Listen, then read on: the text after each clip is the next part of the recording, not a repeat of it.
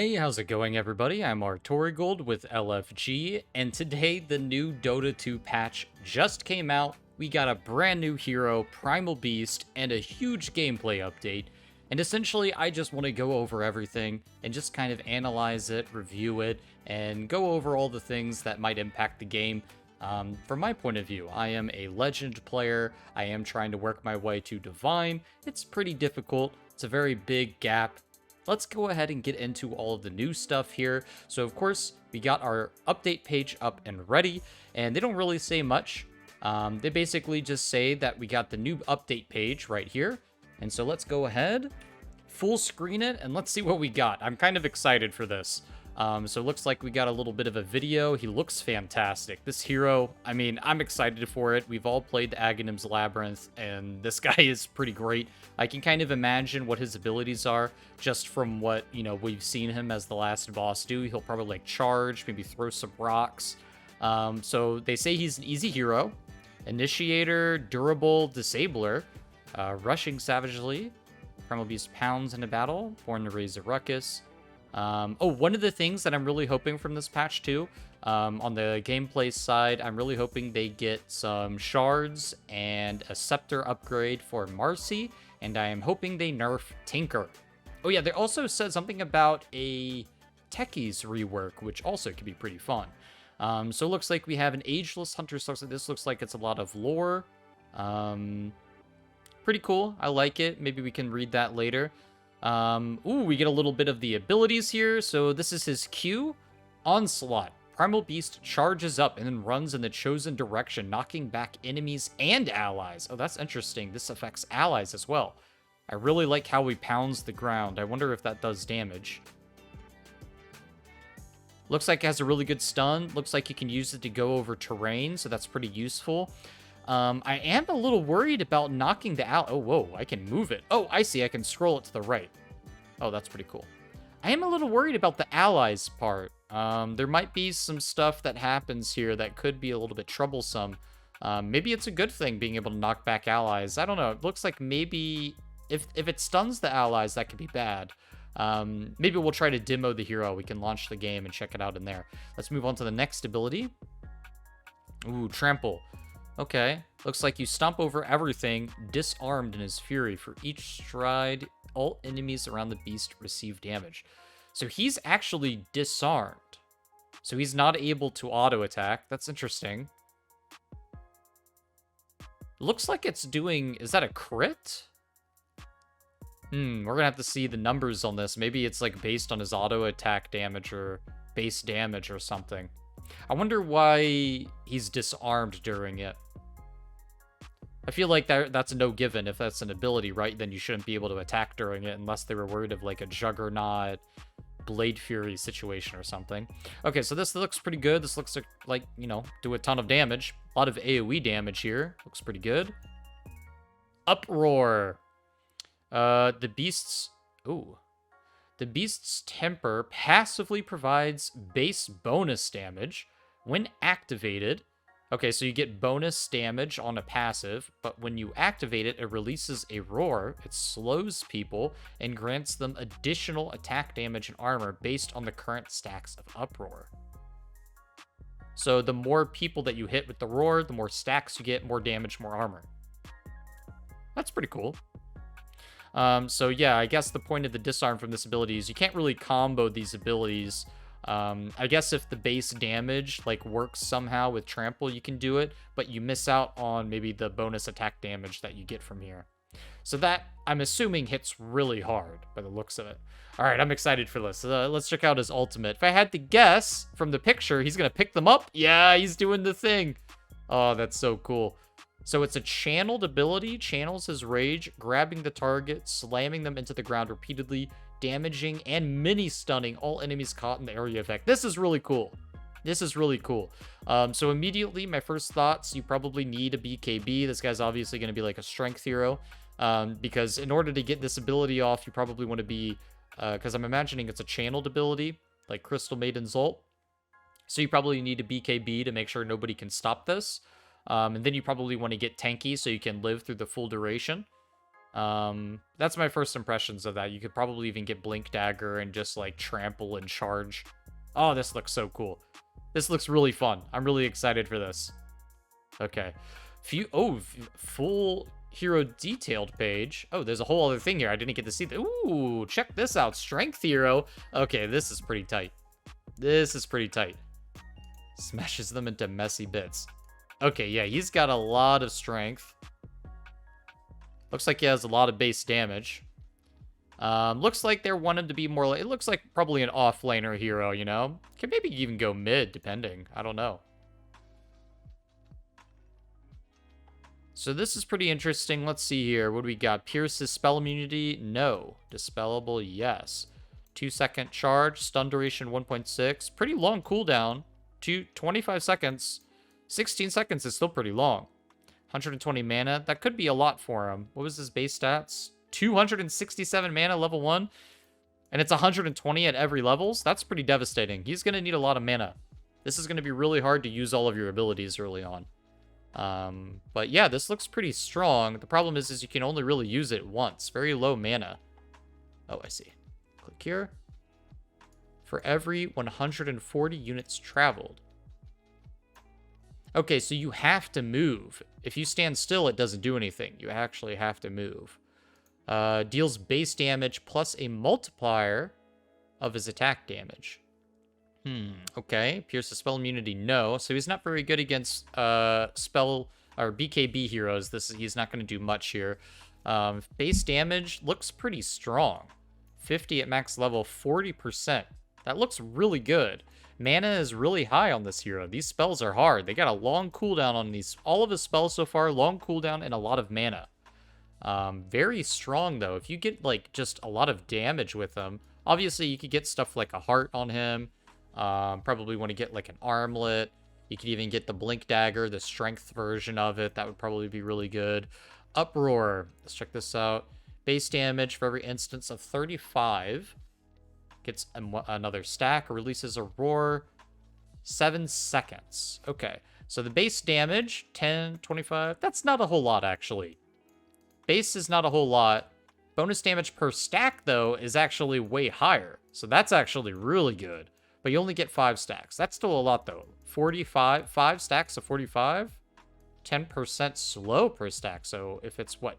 How many stacks can you get? I assume 4 or 5 is probably going to be the most that you get in a fight. Depending on how many people you hit. Realistically, let's say 3. You'll probably get 3 stacks. I don't know if you'll probably not always get 5 stacks, right?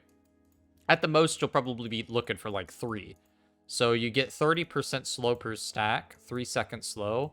Radius is pretty good. The armor is not that much. I guess you times it by 3, it's a little bit better. It's not the most armor.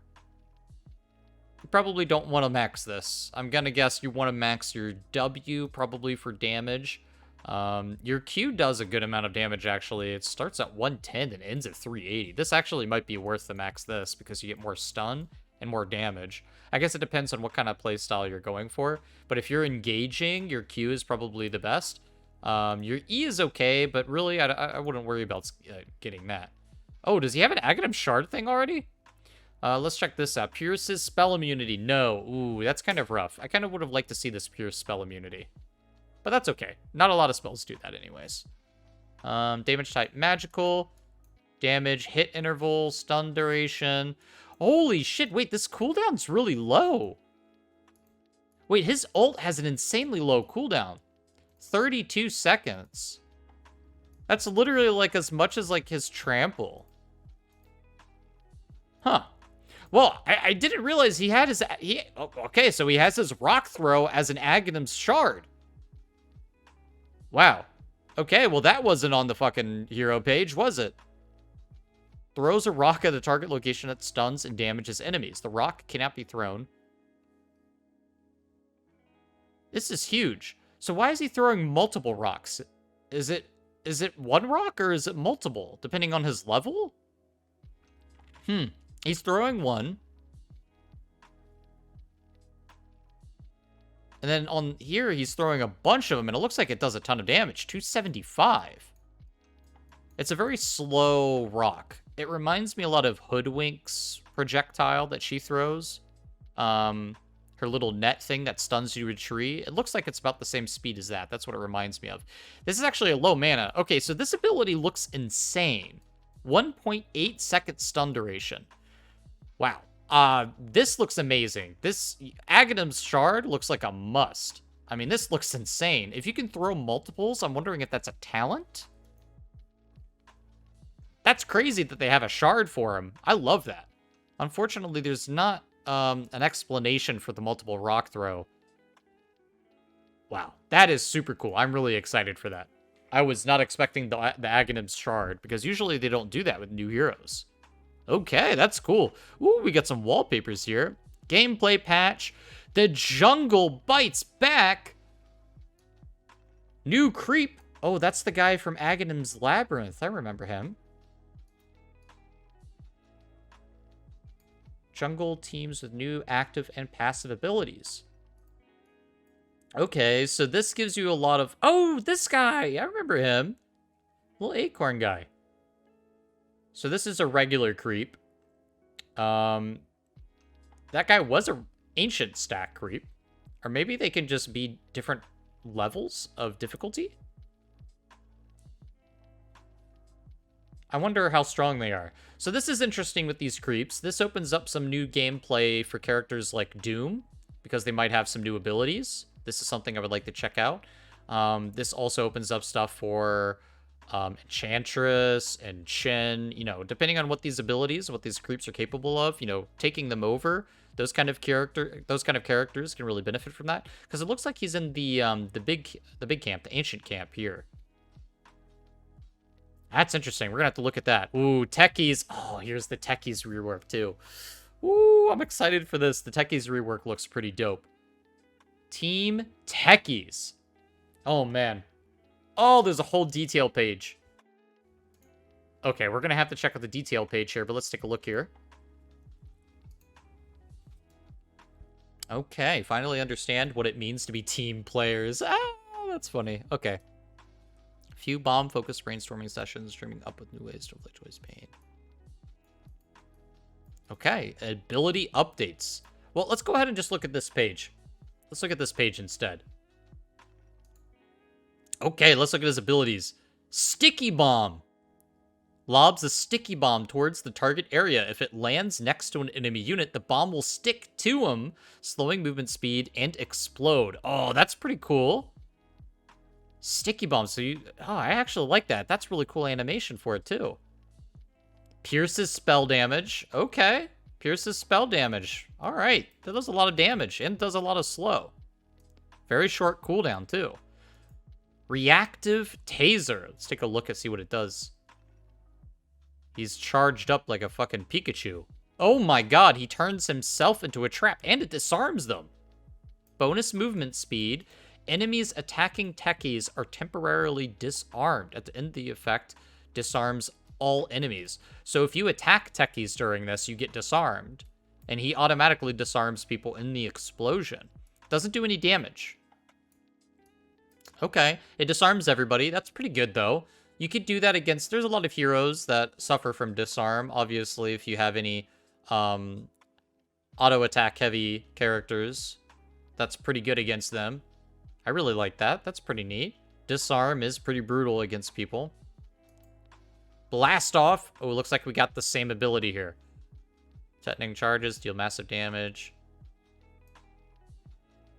Non-lethal damage, equal to a percentage of health. So you can't kill yourself anymore?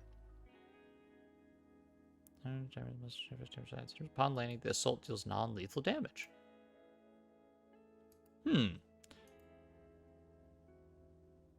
So that's interesting. So this no longer can kill you. So you can no longer suicide as Techies. That's really interesting, actually. Mines. So the mines are still the same. Visible mine cannot be detected by true sight. And detonate.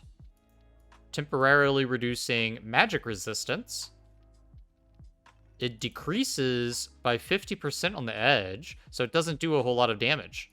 Still does damage to the buildings, but if it's on the edge, it doesn't do much. Blast Off. Shard upgrade. Increases the cast range and applies a huge stun. Ooh, 1.75 second stun. Okay, Shard seems like a must. That seems really good. You can engage with that and then combo it with your taser.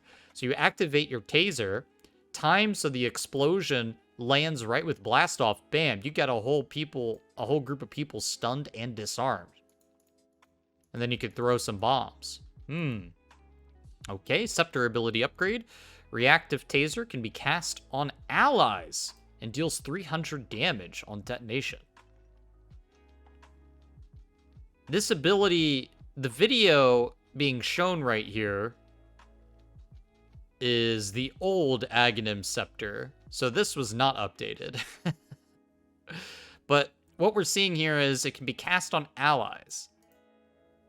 So I don't know if that's like, I mean, that's okay. The cooldown's 16 seconds, though. I guess if you don't want to use your blast, I mean, yeah, it's okay. If you get like a big tanky hero, you can put it on them who wants to go in and engage. Maybe put that on some Blink Dagger hero, right? Like Axe or something that goes in. You can give it to him. But you don't really want people to be disarmed. You want people to attack Axe, actually, with Blade Mail. So maybe it wouldn't work that well for him. I could see that being good, but this doesn't seem like worth the money to me. Like, I would rather get a lot of other items. I would rather get the Shard. I'd rather have my Blast Off stun than be able to have this do, like, a little bit more damage and cast on allies. I mean, 300 damage is a lot, but it's a lot of gold. That is a lot of gold compared to 1,400 gold to be able to get a stun, which I would argue is a bit more valuable for the team. But either way, that's pretty cool. You don't have to worry about all those annoying mines being grouped up like the old Techies is gone, man. That's great. I really like that. That's a pretty cool way to... I don't know how good Techies will be. I imagine a lot of people are going to play him. I think that he's going to be a lot less annoying. I think that maybe he'll be annoying in a different way, right? But I think he's more of a team player for sure now. He doesn't promote you to just camp and build a bunch of mines on top of a tower or in a Roche pit somewhere and be, you know, not really contributing to the team. And now that you don't kill yourself with this ability, people will probably play him differently. Although I don't know if they will, because a lot of the people who are playing Techies right now are probably going to be stuck in their old ways and stuck in their old habits. So anybody who's a Techies main right now is probably crying, such as Sir Action Slacks. I don't know. maybe he'll like it, you know, who knows? But I do think that a lot of the fun and silliness of Techies, you know, going in and suiciding and that kind of aspect of it is definitely lost. It's not there anymore. And that's something that I think a lot of the Techies players really enjoyed, so. But that's gone now. That's been done. We'll have to try Techies out at some point. It'll be a while before I get to that. I think I'd rather play something else before Techies. The new hero, definitely before that. And depending on what all these updates we got here for the other heroes, I probably want to check them out as well. So let's move on to the general updates. I'm not going to go into a huge, like, purge level analysis of this, but I am going to give you just the perspective of a Legend player, kind of like what I'm thinking, which I would assume Legend is kind of like your average run-of-the-mill like rank, right? So this is like more of like an average skill level player, the average consumer of Dota. Not necessarily a competitive vibe from it, but I can tell you what like your games are going to be like, a normal game of Dota, and how it impacts that. So the base hero gold bounty is increased, so that means hopefully there's more fights because there's more bounty gold for killing people, so that's cool. Oh, they reworked the formula. The old formula... I'm not a mathematician.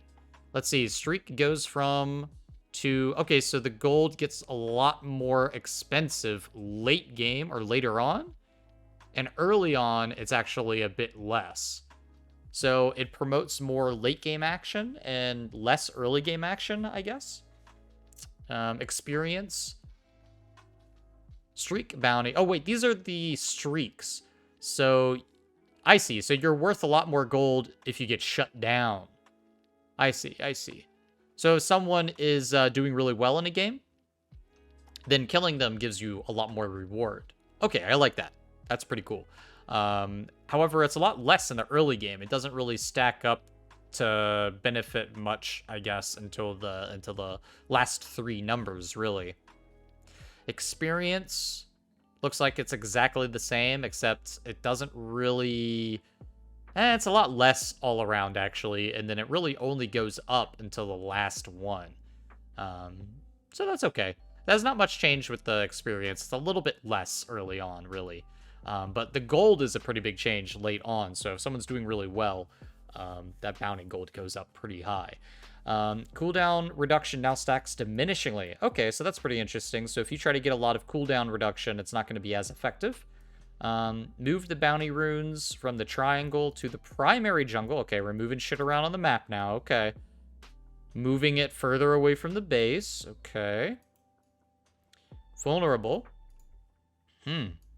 So you can actually get protected in the fountain now. That's kind of nice. I like that. Being protected in the fountain is always good. Less people being bristleback farming you in the fountain. That sounds nice. A little bit more info on the screen.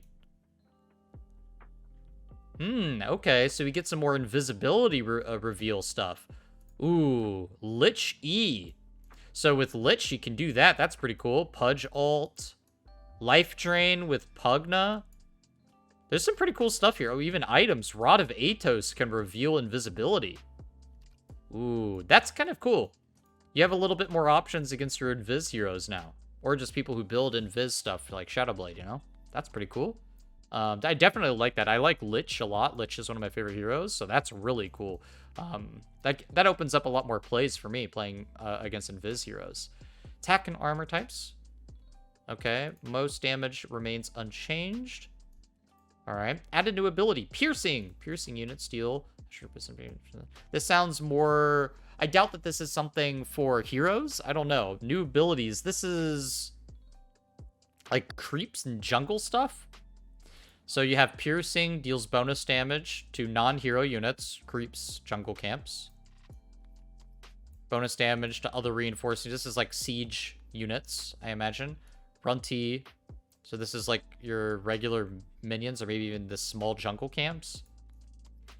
Ranged creeps and the upgrades all have the piercing ability. Oh, okay, so minion stuff, okay. Reinforced ability. Melee creeps have Runty. So the creeps don't really do that much damage. At least the melee ones don't do that much damage. But the ranged one... Oh, no, that's non-hero units. So this is all just more damage to other things. Reduce damage received from heroes by 50%. Actually, this is kind of crazy. So the siege units take 50% less from hero units, but the rest doesn't affect heroes. Oh, wards have the piercing ability, so this means that your wards are going to be better for pushing. Depending on what a standard unit is. I don't know what a standard unit is. I could assume those are minion creeps. Does 150% to non-hero units, though. And 50% standard units. I don't know what's classified as a standard unit, though. I mean, I assume it's a creep. But then what are you doing the bonus damage to? I guess you can do damage to... Unless standard units are jungle creeps? I'm not sure. I'm not entirely sure. No longer have the basic attack type. Deal more damage to heroes. Okay, I never really played those heroes. I didn't play Enigma or Lycan or Tree Man, Nature Prophet. Didn't really play those heroes. I guess... Does this make... it's really hard to tell because there's a lot of new things happening with the jungle camps and the new minions. So I don't know if this is a good change for those kind of characters that really like to do the rat strategies when it comes to, you know, using summoned units to attack things and split push and that kind of stuff. I don't play that too much. I know that it's really annoying to play against those heroes. I'm curious to see how this is going to affect them. I definitely can't tell at first impression. Neutral creeps now have all the standard attack type. Okay. Piercing ability. Okay, so those are most jungle camps do piercing. Neutral items will now show through Fog of War until they picked up. That's good. Helps people pick it up.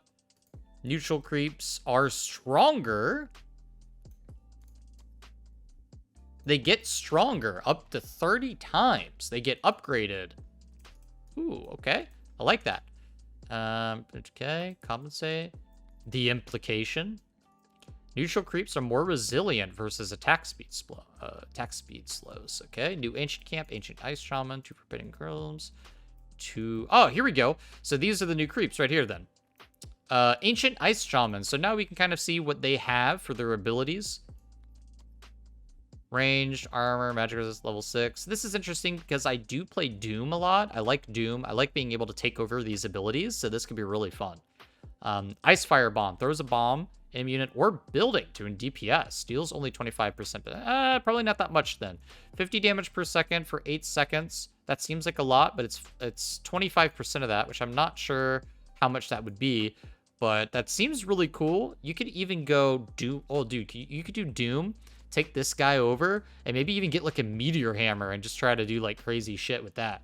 Although it'd be hard to land a meteor hammer for Doom. Like against an enemy hero, it'd be really difficult. You don't really have a way to do that. But this could be really cool to do this and just attack buildings with it.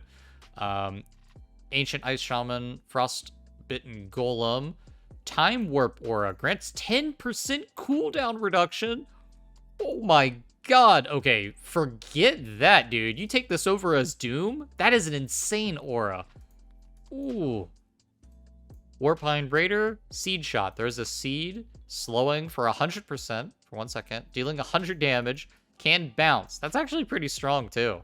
It's like a mini Witch Doctor or a mini Acorn from Hoodwink. That's actually pretty cool. That's not bad. Making the Kobold stronger.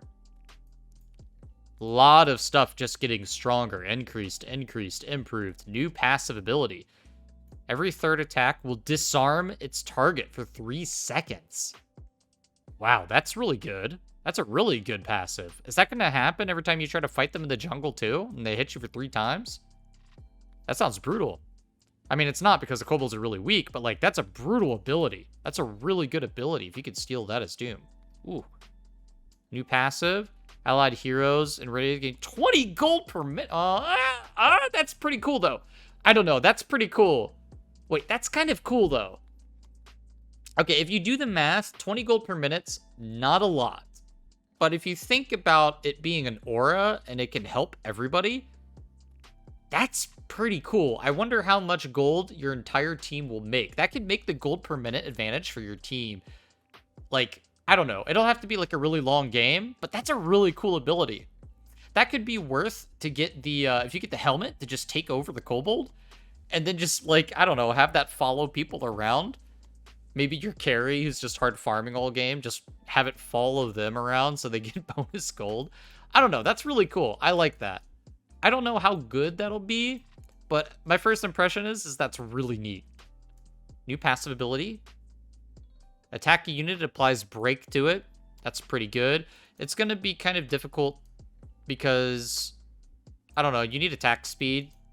Like, if you're playing with the Kobold Soldier ability, disarm for 3 seconds is great, and applying break for 3 seconds, both of those things are great, but it's kind of hard to get 3 attacks off as Doom. You don't really get, like, attack speed right away. You could get, like, an Assault Cuirass, I guess, but I feel like the other abilities are still, like, better, right? Like, I think for your team in general, it'll probably be way better if you just get, like, 10% cooldown reduction aura. Like, that's kind of nuts, I think. Ooh, new ability here. No longer has a mana aura. Heal amplification aura. 50% heal. That has a really... That could be really good for Chen. That could be really good for Chen. Vool. Ooh. Not too much. Just everything like everything else. Just a bit stronger. Little bit stronger. Attacks quicker, you know. Now it's 200 new ability. Silence a unit for 3 seconds. That's pretty good. That's not bad at all. Silence for 3 seconds. 600 range. The range is medium. It's so-so. Not too much mana and cooldown. It's okay. It's okay. Silencing unit for 3 seconds. 3 seconds is pretty good. Not terrible. Takeoff can be toggled to gain flying movement. Huh, that's kind of funny. Cause this is really silly. Can you imagine being Doom and just flying around? That sounds really silly. I don't know how useful this would be for anybody else other than Doom. That is hilarious, though. I don't know. That's kind of crazy. It's like funny. It's very memey. Very memey. Chain lightning against low health units, so I'll be careful around the harpies. Mud golems. Double damage rock creep. Randomly cast uncontrolled creeps. Okay. Not too much to talk about there. New ability, Ogre Smash. Ogre slowly charges a big attack for 2.8 seconds. Stunning for 3 seconds. 200 plus 8% of the target's current HP in an AoE. 12 seconds, no mana cost. That sounds insane. I mean, it's a really long thing. If you're jungling and not paying attention, this could hurt you, and it could be kind of bad. So you gotta really pay attention against fighting these things. Is this ability something that's really worth... I mean, 8% HP damage. That's insane. 200 damage. That's really good. On top of that, even better. Stun for 3 seconds. Amazing. Landing it. That is a big problem. How do you land that ability? Not a whole lot of things that can allow you to, for 2.8 seconds, to just do it. I mean, you need to get a heavy disable. Rod of Atos, maybe. But you gotta, I don't know. That's a tough one. That's a tough one. Landing it seems difficult.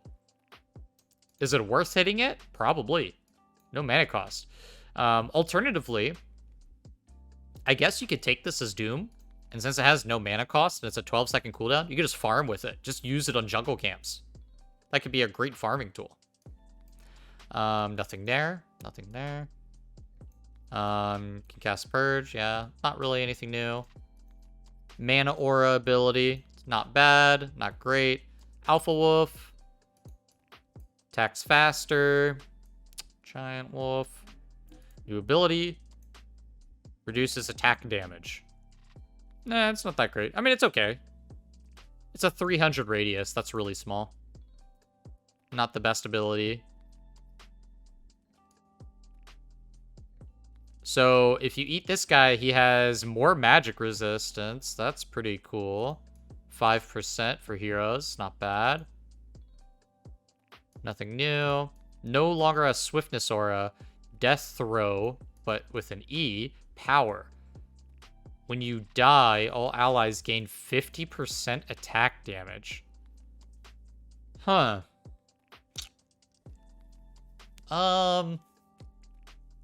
It's interesting. I mean, 50% attack damage for 5 seconds is pretty cool. If you take this creep over and someone kills him and you're near it, that could be pretty good for you. This could be really good for Lycan even. I don't know. It's only 5 seconds. It's not that great. 5 seconds isn't that long. 50% more attack damage can be pretty good, but the condition of dying is kind of rough. So if you have this as a controlled unit and you want him to die, it's very... I would rather take some... I'd rather do a different strategy. I feel like it's not worth it to take this over and send it to its death just for that effect. And it's only 5 seconds. Maybe it's worth it with Lycan, but only if you're like split pushing, maybe that... Nah, I don't know. I don't think it's that great. It's very on the fence. I don't think that's something that you want to try to go for. There's a lot of other abilities that I'd rather go for. 100 attack. So we have the same effect, but 100 attack speed. Yeah, I mean, is that worth it to take them over and just die? I mean, maybe it's worth it if you have a bunch of them grouped up and you have a bunch of units, right? And you can just like... I don't know. I could see some of the stuff you can do with it when it comes to Lycan. But I really don't think this is worthwhile if you are Chen or Enchantress. It's okay, though. I guess I could see some of the benefits to it, but the fact that you have to waste your time to get it and then have it die for that effect makes it a little bit worse. Looks like the small little ones have Tornado. easier to cast, I guess. Channeling time is 15 seconds now. Have more of a chance to cast Tornado when you're fighting it. Oh, the new one doesn't have Tornado. As Hurricane, target a unit in direction. Be pulled in that direction. Oh, that's literally like Wind Ranger's ability. Her Aghanim's Shard. That's literally Wind Ranger's like Aghanim's Shard ability. So if you want to have Wind Ranger's Aghanim's Shard, there you go. That's pretty cool. That's not bad. It's a pretty good effect. The only problem is I don't know how good 400 range is going to be for you. That sounds really rough. Only be intact, blah, blah, blah. I definitely see if these abilities are being used in the jungle, it's going to be a lot more difficult to jungle. No longer needs corpses. More skeletons. No longer has ensnare. That's a big deal. That's a big deal. This was one of the best reasons that you would get this guy. That was a big deal. That ensnare ability was huge. Not having that, that's rough. So now all he does is summons more Skelly boys. Rally. Skeleton allies gain 3 bonus attack damage. I mean, that's not worth it. I mean, he's basically not worth it anymore. I mean, I don't know how good the skeletons are. It sounds like they're not going to be that much great. Maybe you could raise a skeleton army, but I doubt that that's really going to matter with Rally. Unless you get, like, a bunch of them. But, I mean, like, you get 3 skeletons and you get 3 bonus attack damage. It stacks 3 times. You're looking at 9 bonus damage. I mean, doesn't sound that great to me. But maybe you can have the skeleton warriors last enough so you can get 6 of them. I don't know. You get 6 of them if you get maybe more. I don't know. It doesn't seem that great. But you could try to get an army of Dark Troll summoners and then summon a bunch of skeleton warriors and like send them at things. But I don't think that's really going to be a big deal. It could be kind of fun to try that, to make a skeleton warrior army though. Hill Troll will sometimes cast Ensnare to targets attacking it. If you get attacked, you Ensnare. And this also has Ensnare as an ability now. So Ensnare is really good, but now it's on the weak troll. That's kind of interesting. I can see why they did that. So now, if you do want to Ensnare, you can still do it, but you have to take over a really weak creep that's easy to kill. So the good ability is on a weak creep. That's kind of fair. That's pretty balanced. I get that. That makes sense. That could be pretty interesting. That could still be worth. They're pretty weak though, so it'll die really easily. I feel like you could get Ensnare off maybe once, and then someone will probably kill it. Ancient Dragons. Here we go. Nothing really new. I mean, they have a lot of stat changes here. I'm looking for new abilities. Here we go. Magic Amplification Aura increases spell damage received by enemy units. Ooh, so it's only 5% though. That's pretty good. Don't get me wrong, that's a really good aura, but 5% is kind of weak. It is good though. This could be worth it. That could be worth it. That's a really good aura, but 5% just doesn't seem like a lot to me. Ancient Rock, so here we go. Weakness Aura reduces the armor of enemy units by 2. Oh, this is pretty good. This is really good. You definitely want to get this with an Assault Cuirass on Lycan. That's pretty good. I like that a lot. That could actually be really worthwhile. That's really good for Rat Dota right there. Look at the Triceratops. Nothing new. Yeah, no new abilities there. They are worth a lot more gold, though. All right, so that was pretty interesting for the jungle changes. The only thing that's really going to affect me, I think, is there's going to be a little bit of interesting Rat Dota changes, but I doubt anybody is ever going to really utilize them to the full capacity at my rank. There are going to be some really good split push strategies with Lycan, and Doom, I think, has a lot of possibility, especially because I like Doom a lot. I've always felt like Doom was one of those heroes that was really weak, and maybe this could make him a lot better. So I'm really excited to try out Doom in this patch. I can tell you that right now. Taking over some new abilities sounds really interesting. So now we get a lot of new items, it looks like. Let's check these out. Represents... Okay, got some lore here. All right. Wow. Okay, these first impression, they look really cool. So we got some new items here. Looks like it's a very expensive item. attack, speed, int, armor. Increases your projectile speed. An active. Your next 5 attacks have true strike. That's really good against evasion heroes. Magic damage. Can attack ethereal units. Ooh. That could be really good against certain heroes that try to get you know what I'm talking about. You know the item, the Ghost Scepter or whatever. Expires after 15 seconds. Doesn't work against magic immune enemies. Will take no damage when active. So this is really good against Phantom Assassin, heroes with evasion, butterfly.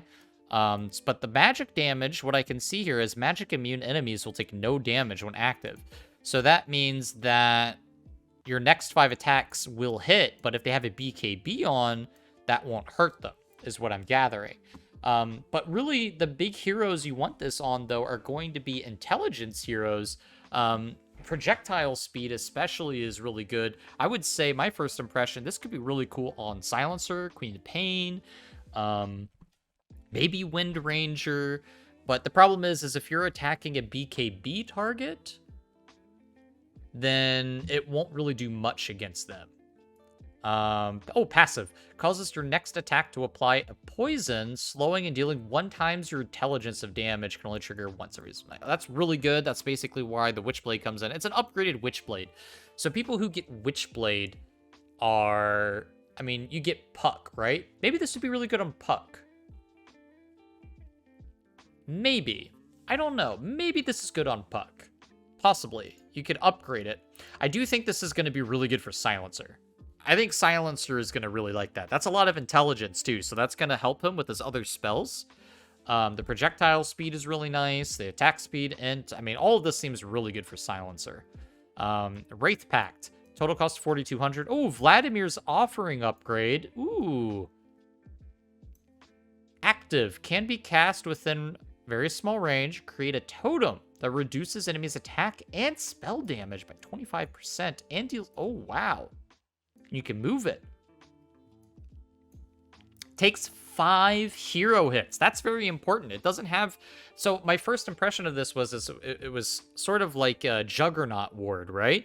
But it takes 5 hero hits. I don't think that's worth it. That's like trying to attack a Phoenix Sun, right? Except I don't know if it's worth putting 5 attacks in order to kill that thing. This is a really cool item. I really like this. I'm not sure how many heroes really build Vladimir's right now. Obviously, Vladimir's has always been a pretty strong item. Maybe you want to get it on Bounty Hunter. I think Bounty Hunter would want this item, maybe. This could be really good as a position 4 utility item. You can maybe get this... I don't know. I mean, I feel like this is a good item, but it is expensive. I do think that this is a really good late-game luxury item. This isn't something that I would get first. Vladimir's was always that tiny, like, inexpensive item, kind of a support item that helps your team. Wraith Pact is just a way to upgrade that. I do like it. It could be really good in a team fight. I think it'll be really worth it, especially late game. I don't think people are going to want to waste 5 hero hits to try to kill this thing. So I think it has a lot of value there, and it can be worth to be built, but I don't think it's not a first buy item, right? You're not going to go for this first. The heroes that get Vladimir will be more than happy to upgrade that, though. I like that. That's a pretty nice item. Boots of Bearing. Ooh, this is an upgrade for the drums and your health regen. Pretty expensive, but I could see why you could get this, right? A lot of health regens, some extra stats, 8 charges, gains a charge every 3 minutes. That's really cool. You get charges passively. Consume a charge, 50 attack spirit. That's really... I'm sorry, 50 attack speed. That's really good. And then 15% movement speed. That's a really good effect. During the first 2 seconds, allies cannot be slowed by other abilities. That's really good. Does not stack with the drum. Passive... 20 movement speed all the time. This is really good. This is a good item. I definitely see people building this naturally. I mean, a lot of people get these 2 items naturally as a support, and so 1,500 gold is a little bit on the expensive side, but I could see somebody use all of their Drum of Endurance stacks, and then naturally you could just upgrade to this item and get, you know, more charges and then have the ability to get more charges, and you just use this all the time. So this seems really good. I would really like to have a support on my team that builds this. This is amazing. I like that item a lot. I see a lot of people getting this. Bloodstone rework. Ooh, let's check this out. Okay, so this is the old, and this is the new. Let's check this out. Let's kind of do a little bit of comparison here. It's cheaper. No more int. More health, more mana. 25%, 10% more lifesteal on spell. Creeps, don't care about that really. Active. Double your spell lifesteal. 50% spell lifesteal converts the same percentage of damage dealt to mana. Costs 10% of your health to cast. When cast, grants the drain debuff, ignoring extra blood pact effects. So that's pretty good. It gets rid of all of the regen. So this is very interesting change for people that always wanted to get a bloodstone, such as Storm Spirit, because those stacks were extremely important. This is like pretty much just a spell lifesteal thing now. I wonder who builds this. I mean, this is really good for maybe... I mean, it's still really good, but it's definitely... I don't think you want to get this item on Storm Spirit as bad as you used to. Spell lifesteal. This could be pretty interesting, actually, on... I don't know. Who would want that? I mean, it's pretty good. Spell lifesteal maybe would be interesting on some heroes. But the big part of Bloodstone that you wanted all the extra stacks for the regen. It was really, really good to have that for heroes like Storm Spirit. And now you're not getting any mana regen. When you do activate it, you can get some of your mana back from the damage you deal. So maybe that's worth still. Maybe that's still just as good for Storm Spirit. But I don't know. It's tough, though. The cooldown's pretty low. It's only 40 seconds, so I guess you use that every gank or so. And it costs health to use. I don't think it's that big of a deal. 10% health. You can ideally just use it. Would you want to use it preemptively? Because the same amount of... Well, no, you need to take damage, but you're going to have the damage dealt to yourself with the 10% of your health. I'm trying to think of, like, heroes this would be, like, really good for, but I don't really play the heroes that used Bloodstone in the first place. So, it's hard for me to say. I definitely think that heroes like Storm Spirit are probably going to be using it still. The active, I think, is going to be good for them. Getting their mana back, it just means that they're going to have to fight more. You can maybe use it with heroes like Queen of Pain. Queen of Pain probably doesn't want this that badly, though. It's not bad, though. But I don't know. It's a lot more survivability if you're proactive. If you're playing reactively, I don't think Bloodstone is going to be very good for you. It's very interesting. It's a lot cheaper, though, so I kind of understand, like, it's a bit on the... It's definitely weaker because you lose a lot of the stats that you kind of wanted, like the mana regen was kind of big. So the fact that it's cheaper might be the big thing to look at here, too. It costs like 1,150 gold less. So it is a lot easier to make. It's pretty interesting. One other big thing about this as well, it gets rid of the 8% spell damage that you had. That's also a big loss. I don't know, Bloodstone's a lot weaker. I'm not sure how many people are going to use this. I'm not sure. It's definitely a lot weaker. The 8% spell damage loss is also a really big thing to think of here. Yeah, that's tough. That's really tough. Orchid rework, new. Looks like it's a bit cheaper, not much. 10 more attack speed by the look of it. Oh, no, a lot more attack speed. Same attack damage. No more intelligence. 1 less mana regen. It's weaker. Active soul burn. At the end of the silence, 30% of damage received with silence is effective. Looks like it's exactly the same, except they made it weaker and cheaper. Getting 20 less int is kind of brutal. And 1 less mana regen. That's pretty brutal. The attack speed is kind of nice. I used to get this item a lot on heroes like Spectre. Spectre was really good with an Orchid and Aghanim Scepter. I think it would still be pretty good for him. In fact, it's cheaper. The mana regen was pretty important for Spectre because he had really big mana issues. But I guess you could still always get the Falcon Blade or the Echo Saber before you get your Aghanim Scepter or Orchid. So the mana regen isn't that big of a deal. And the fact that you get a bit more attack speed. How much more is it? 15. That's a lot better for Spectre. So yeah, I think Orchid being cheaper and more attack speed, one less mana regen might hurt him a little bit. I think overall this item's actually going to be even better for Spectre, and I love playing Spectre. This might suck pretty hard, losing the 20 intelligence, though, for heroes that wanted to get this, like Queen of Pain. Queen of Pain probably is pretty sad about that.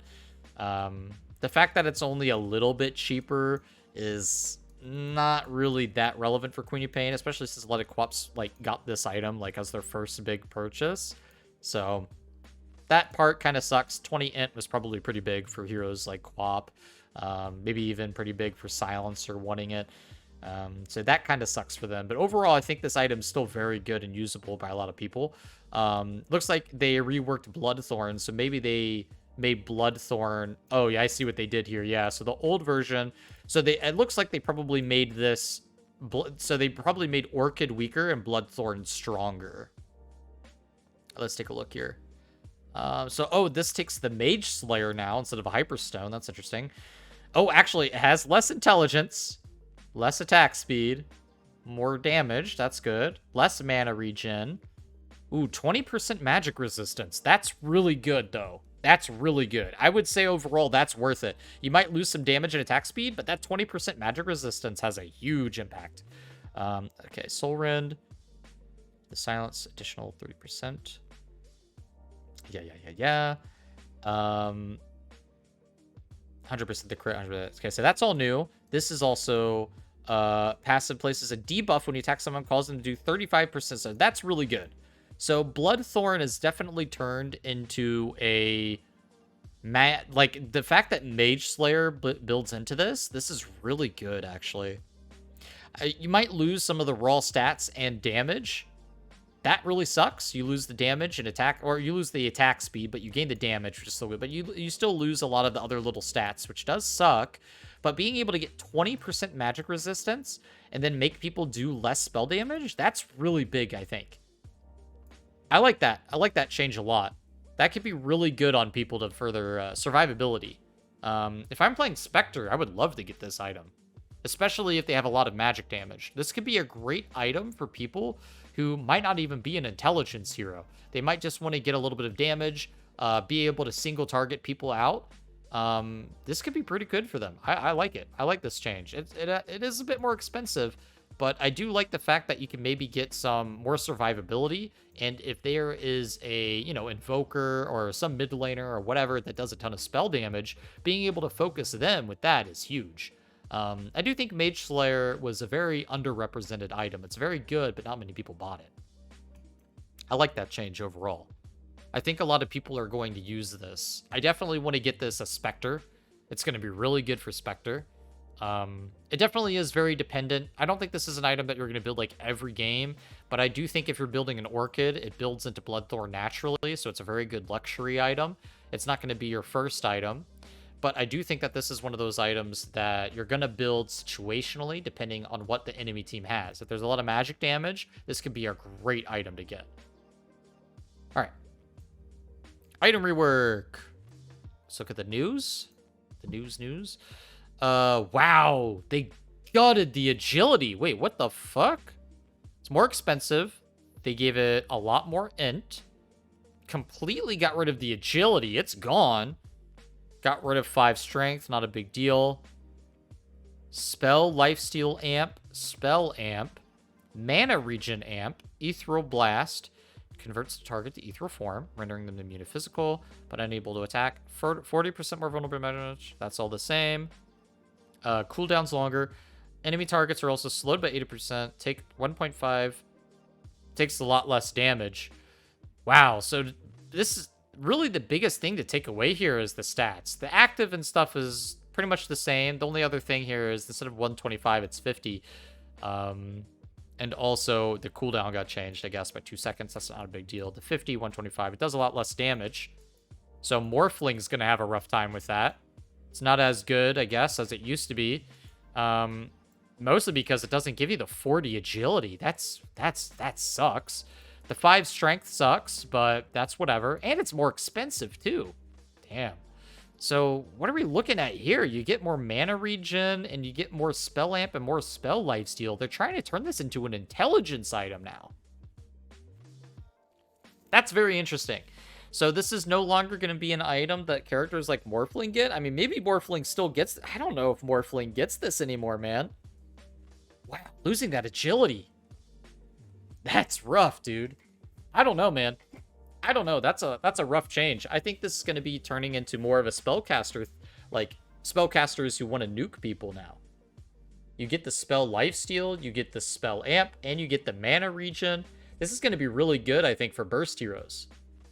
For burst single target burst heroes. This is going to be insane for them. I don't know what the hell is going to happen with Morphling with this. I don't think Morphling uses this at all, actually. Damn. That sucks. For him. Who's going to use this now? I'm not entirely sure. Just intelligence heroes with big single target nukes. That's really it. You're probably going to... I don't know. Who's a good single target nuker? Let me look real quick.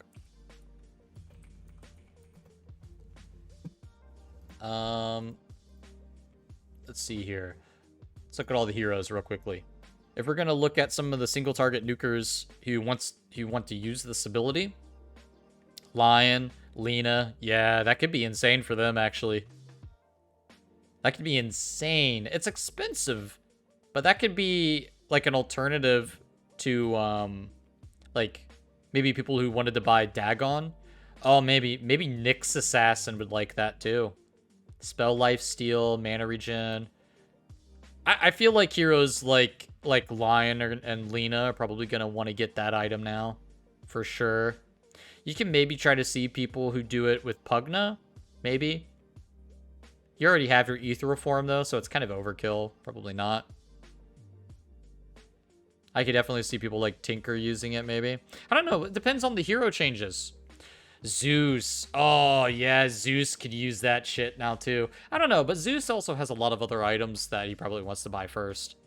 We're going to have to see. We're going to have to see, right? There's a lot of other, like, hero changes we haven't even gotten to. But I definitely could see people like Lion and Lena. Those are the kind of characters that want to use that shit now, dude. For sure.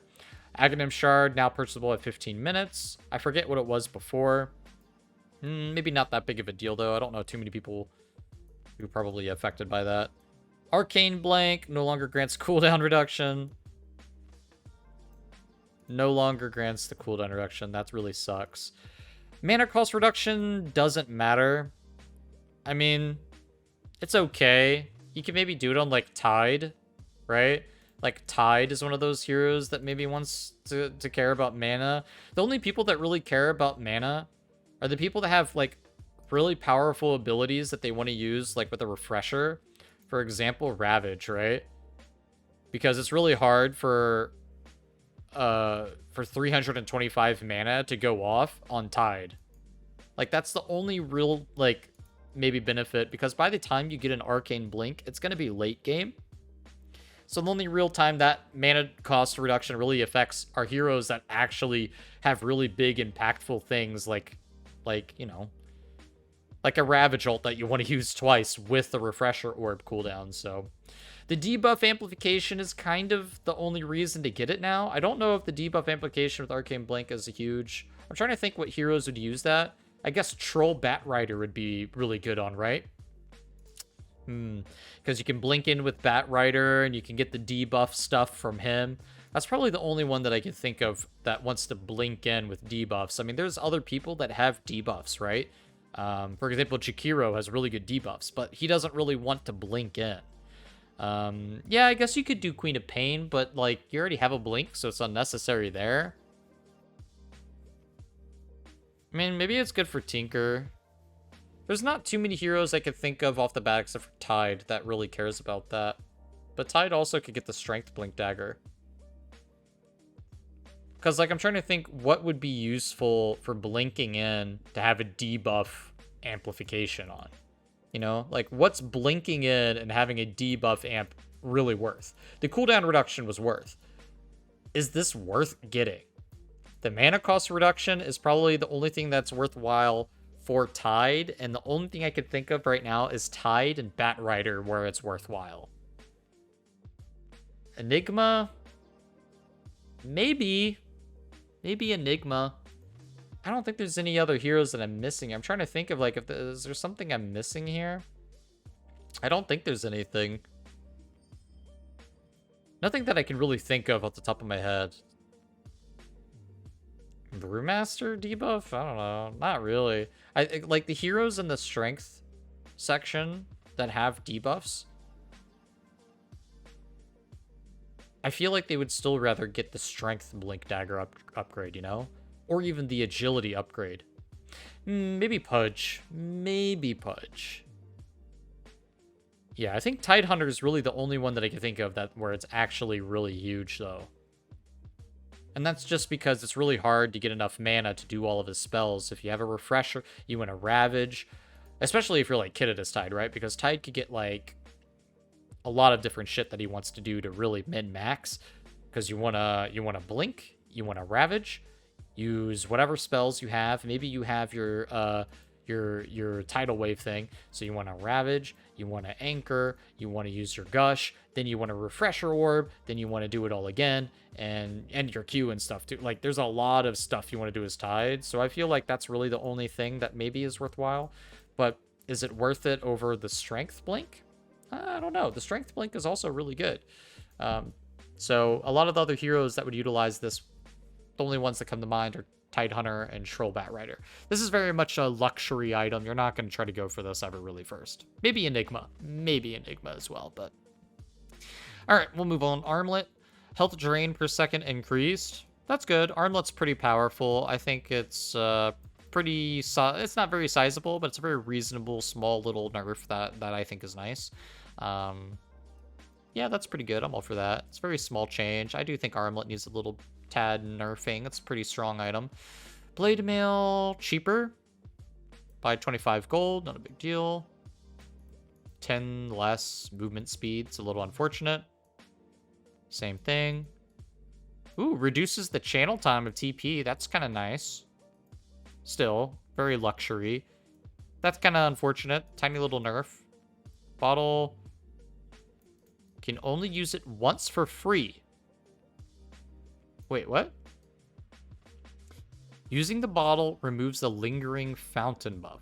You can only use it once for free once you leave the fountain. Oh, I see. I see. That's not a big deal. That's not a big deal. If you're just trying to, like, min-max and, like, use your bottle and run out of fountain a little bit quicker, that's all that changes. Okay, it's not a big deal. Whoa, whoa, whoa, whoa, whoa, whoa. Wait, hold on a second. Wait, what? Bracer doubles its effects after minute 25? Wait, so that means buying this is actually really good. People that buy Bracer are pretty happy about that. No longer grants spell amp. Ooh, Sag. 4% mana cost reduction. Okay, this is an interesting change because they buff it to 8%. I don't think that's really worth... I mean, it's definitely worse. It's definitely worse. However, it's not bad. The fact that it bonuses, I mean, that's really cool. The fact that it bonuses after minute 25, Bracer and Wraithband, no question, really good. Really good. You definitely want to hold on to these and buy them now for certain heroes because they can last you throughout the game if you don't have... Or maybe if you're trying to go for really single big items, then these are really good. Like, I can especially think of heroes that get Bracer already. Kunkka, for example. I really like getting Bracer on Kunkka. There are a lot of strength heroes, I think, that would get a Bracer and can hold on to it for a while. Centaur War Runner, for example, pretty good with the Bracer early on. Kunkka, really good. Like, getting an early game thing like that, I think, is actually really worthwhile. The spell amp loss is really, really shitty for Null Talisman. Mana cost reduction is okay. It's not terrible. I'd rather have the spell amp. Maybe this is really good, though, especially now that it has its double. But I think that it's not as impressive as the Bracer and Wraithband. People that have cheap spells can have them a little bit cheaper, and they have a little bit of mana regen, so that's good. But the fact that they do less damage, that kind of sucks. The mana cost reduction after minute 25 is okay. 8% mana cost is okay. Because 4% doesn't feel like a lot. Maybe if you're like Zeus and you're spamming your Q, this is pretty good. Maybe this is pretty good on any hero that wants to spam a spell. I guess you can spam it just a little bit more. Just a tiny little bit more. So it is still pretty good. I think that, you know, if you're doing that, it's all right. But if you're like a mid hero that wants to get a null talisman to try to do extra damage early on, then it's probably a bit worse. You have to wait before you can kind of go all in on your opponent. You probably have to whittle them down a little bit more. So that kind of sucks. Crimson Guard. It's whatever. A little bit more block. Desolator damage reduced. Gains +2 if an enemy hero dies with this item's debuff. Ooh. So you can get an extra... You can get a Desolator and it actually has the potential to do even more damage if someone dies with the debuff up. This is crazy cool for, like, Templar Assassin. People that build Desolator already, this is kind of cool. It promotes you to get kills because you can get more damage. You got to get a lot of kills, though, but that's still pretty cool. I like that. You only need to get, like... Its damage is reduced by 5, right? So you only need to get 3 enemy heroes to die before it's already better. That doesn't sound too hard to do. You don't need to be the killer. They just need to die if you touch them. That's great. That's great for certain heroes that scale, I think. Templar Assassin especially. That's kind of nice. That's nice. You don't interrupt channeling. Okay. Dust does 25 damage. Okay. I don't know how necessary that is, or how much of an impact that will have, but I like that. Dust of Appearance's gold price hasn't changed, and it got a little bit of a buff. So now if you're a support, you do a little bit more damage when you deal with invisibility heroes. Sure. Maybe the damage can actually be used to interrupt people from using a Blink Dagger. That's actually a cool thought. I like that thought, actually. That could be a great way to interrupt someone trying to Blink Dagger away. Diffusal. Wow. It got kind of gutted, huh? A lot less agility, a little bit less intelligence, and less mana burn. It costs like 600 gold less. Kind of sucks. I mean, you can get a Diffusal Blade earlier. I mean, this is really good if you need a Diffusal Blade. So, like, at any point in the game, you can be like, oh, man, this Bristleback is a problem. Who would have guessed? Let's get a Diffusal Blade. It makes things like that a bit easier. But I think overall, it kind of sucks for some heroes that really wanted a Diffusal Blade for the extra stats. Like, for example, if you're playing... Phantom Lancer and you always build a Diffusal Blade. Now it's nice to get it earlier and maybe you can be more active earlier in the game, but Phantom Lancer generally will continue farming even after his Diffusal. He'll probably want to get a Manta and some other items first. So I think that the stat reduction and the mana burn reduction, maybe it's nicer. Maybe this will promote you to be more active in the earlier game, but I imagine that a lot of Phantom Lancers will probably still just go back to farming even if they get a Diffusal. But I do think this gives you the option to get a Diffusal Blade, no matter what character. Maybe if you're someone that normally doesn't build a Diffusal Blade, you can now do that to help out. So maybe it's kind of nice because it's kind of a lot cheaper.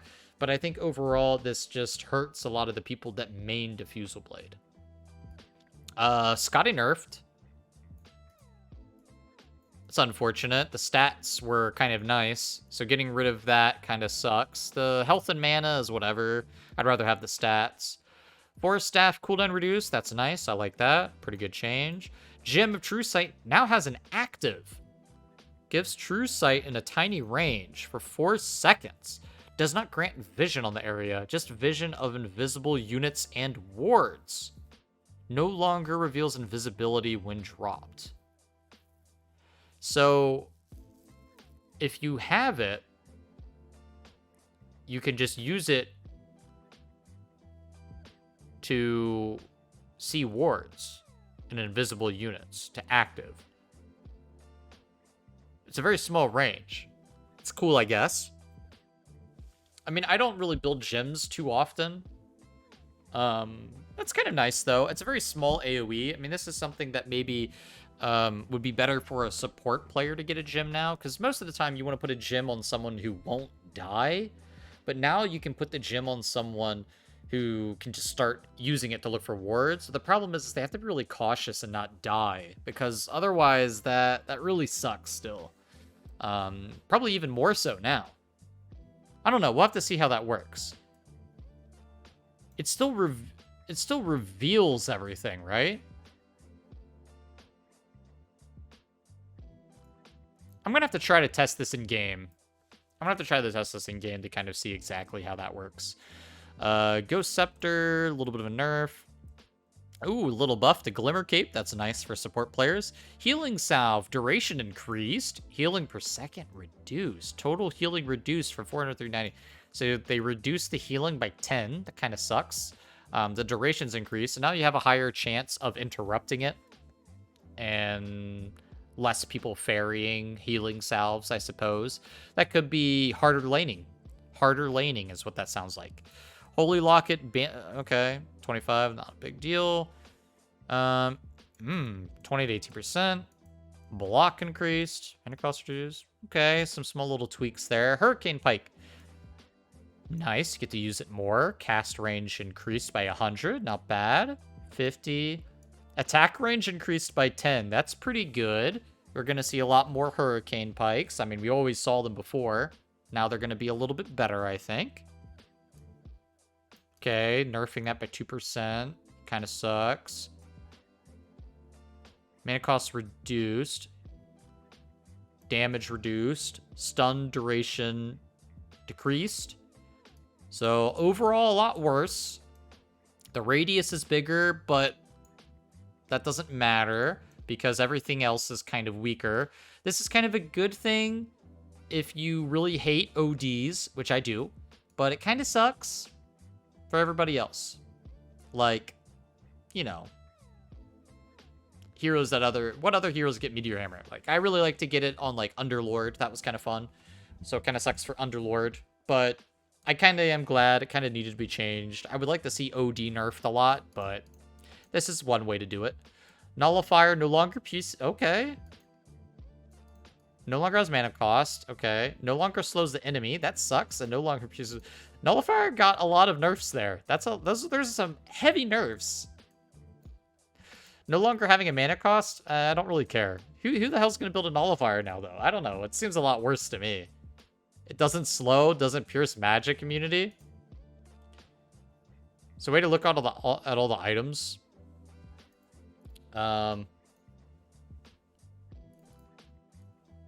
Get the Dota wiki up here. Let's go ahead and look at it. This might be the old version of it. Let's see. Like if I clicked on Gem of True Sight, for example, what does it say?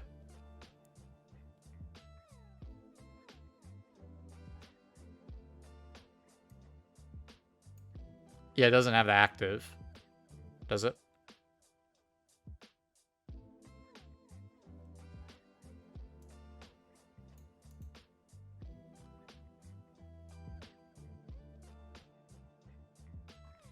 Okay, so we can look at the old version of it. Anyways, let's find the Nullifier. I don't know where the hell the Nullifier is. Control F.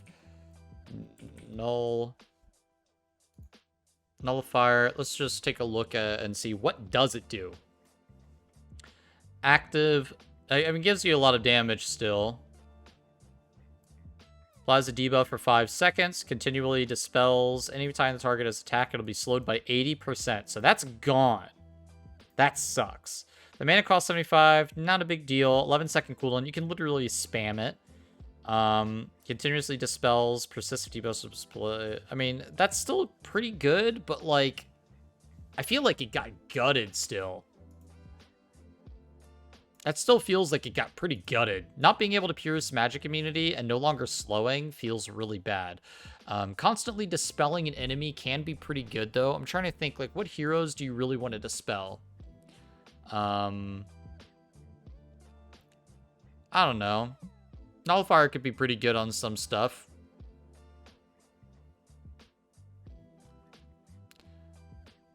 What kind of stuff did you want to get Dispel for? Broodmother, but that's just because you wanted to slow nonstop with that, right?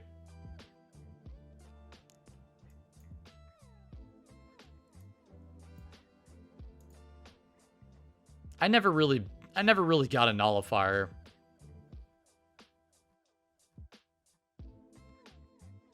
Like, I would get a Nullifier sometimes.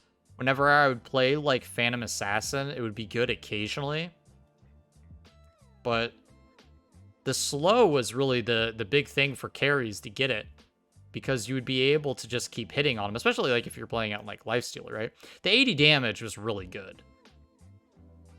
Can be cast on invulnerable. Yeah, so that's pretty good, right? You can dispel maybe dazzles.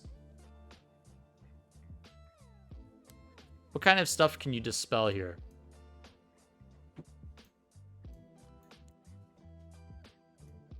I guess you could get rid of any buffs. Dazzle stuff. Yeah. It's true. Could get rid of Dazzle's buff. Could get rid of Treant's heal thing. I don't know. Trying to think of like what kind of stuff like you actually want to dispel. I guess you could get rid of like Lich's armor. It's always pretty good.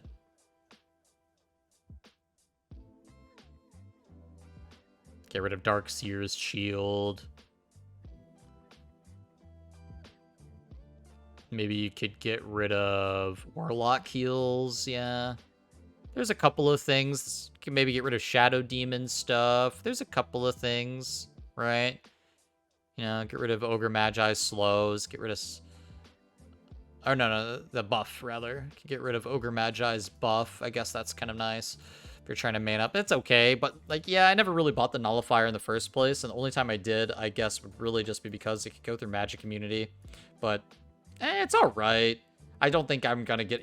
No mana cost is nice, but is that, like, a good enough trade-off to where you can't slow the enemy and be like, no, that's not as good.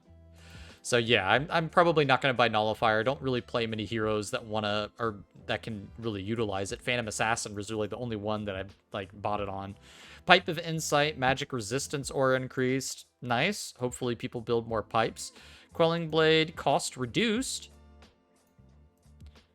Damage reduced. That's pretty brutal. It's half. It's a lot. It's only 30 gold cheaper for half damage. So that kind of sucks, actually. 30 gold less for half damage? Ooh, that's kind of a brutal little chop.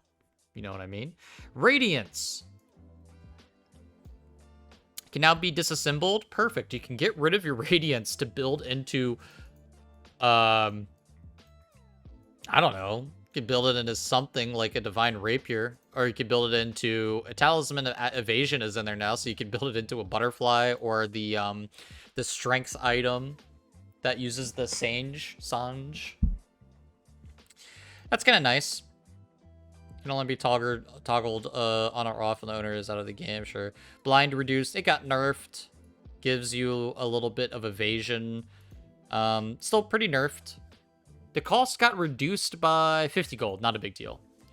I don't know. That's kind of nice because Radiance is really just a farming item. So I guess at the end, you can kind of dismantle it and turn it into something else. Maybe a Butterfly. This could be really good maybe if you're playing Spectre. Can disable... If you're going Radiant Spectre, which not a lot of people do nowadays. They still prefer the Aghanim Scepter build. But if you do a Radiance build, could be okay. Oops, excuse me. I hit my leg against the desk there. There might have been a bit of reverb.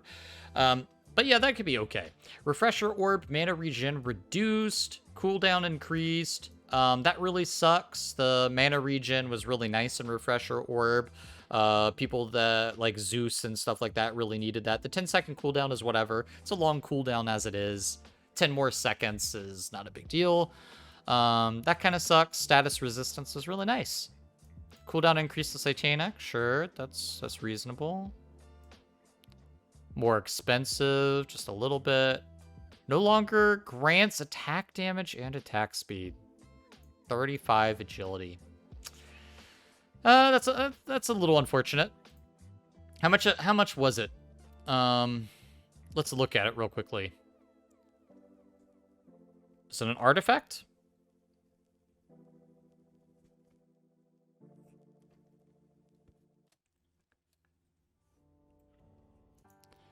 Blink Dagger. Let's get you down, cat. You're messing with my microphone. How much was it? It says 25 agility here. It used to be 45 attack damage and 45 attack speed. So that kind of sucks. A lot of people liked that because they could go Swift Blink on a strength hero to get the damage. So I guess now the Swift Blink gets changed to where only agility heroes are really going to benefit from it now. So that really does kind of suck for that. There were a lot of strength heroes that like to get the Swift Blink.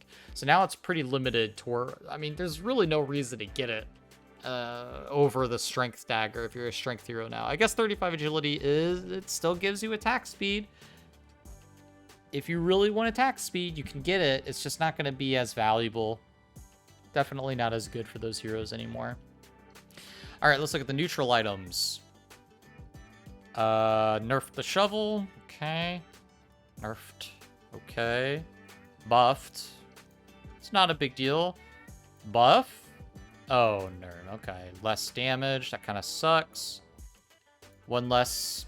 I mean, these are all very small tweaks. Damage decrease. That's a kind of 4 damage kind of sucks a lot for Ring of Aquila. That's really bad. Mana down. That kind of sucks. More bonus attack speed and growth. I mean, that item is always good. Now it's better. Increased. That weapon needed a little bit of a buff. I felt like it was kind of weak. That's kind of nice for them. One more on those stats. Sure. Okay, so we got nerfed tier 1, but we got buffed tier 2. More damage on Fey Grenade. Oh, so it's only vision for your team? That's good. Bonus movement speed decreased. That sucks. But it does last a little bit longer. So you can go over terrain. I mean, it doesn't probably is negligible, but it's okay, I guess. More damage on that and less range. So less range. So that really sucked. I really liked having the range over the damage personally. Quickening Charm. Nerfed. Less cooldown reduction. Still a lot of HP regen though. So that's still really good on people. Bristleback and stuff like that. Still really want that. Less mana on that robe. That kind of sucks. Less ent. Less pushback range. I really liked having the pushback range, so that's a really shitty nerf. I really hate not having more range on that because at this point, you use the Psychic Headband on someone, it might not do much. They're probably still close enough to where they can close the gap on you, and that pushback's not going to matter too much, but we'll see. Nerf on the Paladin Sword. Okay, that's reasonable. Nerf. A little bit of a buff, more range. But less damage. That's reasonable. 50 less damage is okay. 100 more range might actually be better. Ooh, big buff. 5 more HP regen. Ooh. Debuff duration amp reduced. That sucks. Bonus attack speed reduced by 10. That makes sense. That item was too good. Cooldown reduction nerfed. Ooh, that sucks. More stats. That's okay. I guess more stats is nice. Less cooldown is pretty brutal. That item was pretty good, though. One more agility, sure. 5, I mean, yeah, Ninja Gear was pretty good. Make it a little bit better. It was not as good as something like the Leveler, so they're just trying to even all these items out. All the really good items are getting a little bit nerfed. All the items that were not as good are now getting a little bit buffed. 20 attack speed. Ooh, I really like that. That's really good. One more stat. Okay. Less stats. But more damage on buildings. That's pretty good. Of course, these are the late game items. So if you ever get to a 60-minute game or whatever these drop, you know, that's going to be pretty rare to see these. 15 more, sure. Make the pirate hat better. Okay. So these items are just a little bit better, except for Fallen Sky. The stats got reduced. That's unfortunate. But this does help, maybe. Because doing more damage to a building is pretty great. But the stats kind of... I mean, I would say that's worth it, though. 10 more DPS on a building, especially if you're in a 60-minute game. This will probably help you in the game. more than the 5 stats will. So that's probably better. All right. Well, let's take a drink here. Let's take a quick drink of water. Let's take a look here. We got hero update time now. We're almost halfway through. All right. It looks like I could probably click on him and it'll bring me to Abaddon, right? Yeah, that's what I thought. Okay. Abaddon reworked the shard. I'm gonna skip over the stats because that stuff is all kind of it's whatever. I mean, the stat reduction stuff sucks and everything, but the big stuff is really all that I'm gonna be looking at. Stuff like this. Reworked shard causes your mist coil to do attack damage on impact, and you even applying effect a part of your stack, I'm guessing, and any other on-hit effect you might have, which could include Diffusal Blade, for example. Increases the slow by your curse. That's a really cool rework shard. I don't play much Abaddon. I don't think Abaddon's amazing. He's not terrible. He's not amazing though. This could be really good for him. Reduced. Everything else was nerfed, but his shard is a really big buff. More movement speed. Okay, that's really good. Damages creeps. All right, just straight up buffing Alk. Nice little buff. That's a buff. Damage is the same, but it's quicker, so that's better, I would imagine. Less slow. A little bit more. A lot more at the early levels, actually.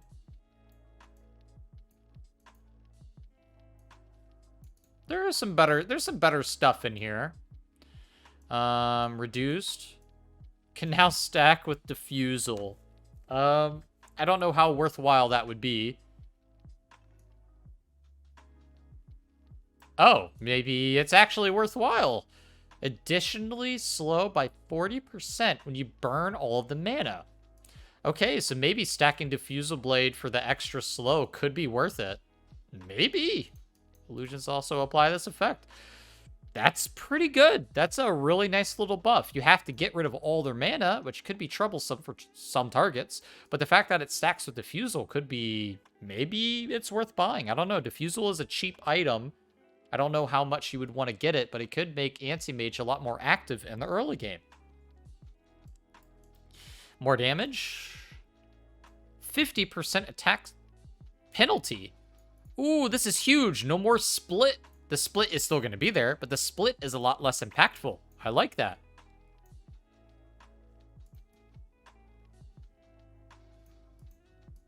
%50 cooldown reduction instead of the lifesteal. That's kind of cool, I guess. That's not bad. A little less rat. Axe. We get a lot. Physical damage.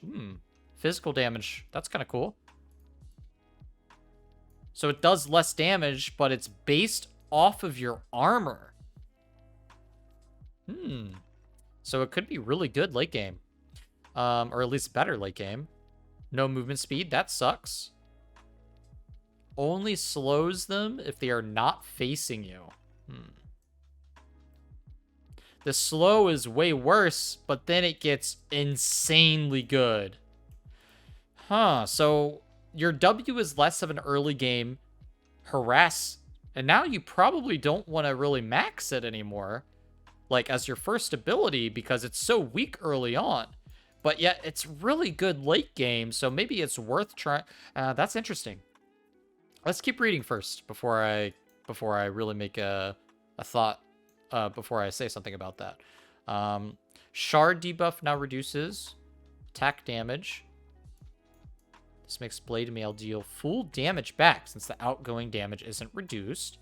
Killing an enemy hero grants a permanent armor bonus. Oh, wow. Synergy. Cooldown increased by a lot. Mana cost increased by a lot. Movement speed decreased until normal. That sucks. Attack speed bonus decreased first level. Damage is now pure and pierces magic immunity. That's insane. Damage is way more. Wow. Wow. Wow. That's really good. Okay. More damage, magic immunity, and pure. And bonus armor? Wow. Okay. No more magic resistance. That sucks. Movement speed, I guess, is okay. More slow on the battle hunger, so it could go up to 45%. 20 HP regen replaced. That sucks. 1 permanent armor per kill. That's pretty good. I mean, it sucks because 20 HP regen was insane. But the armor synergy thing going on here with everything is nuts.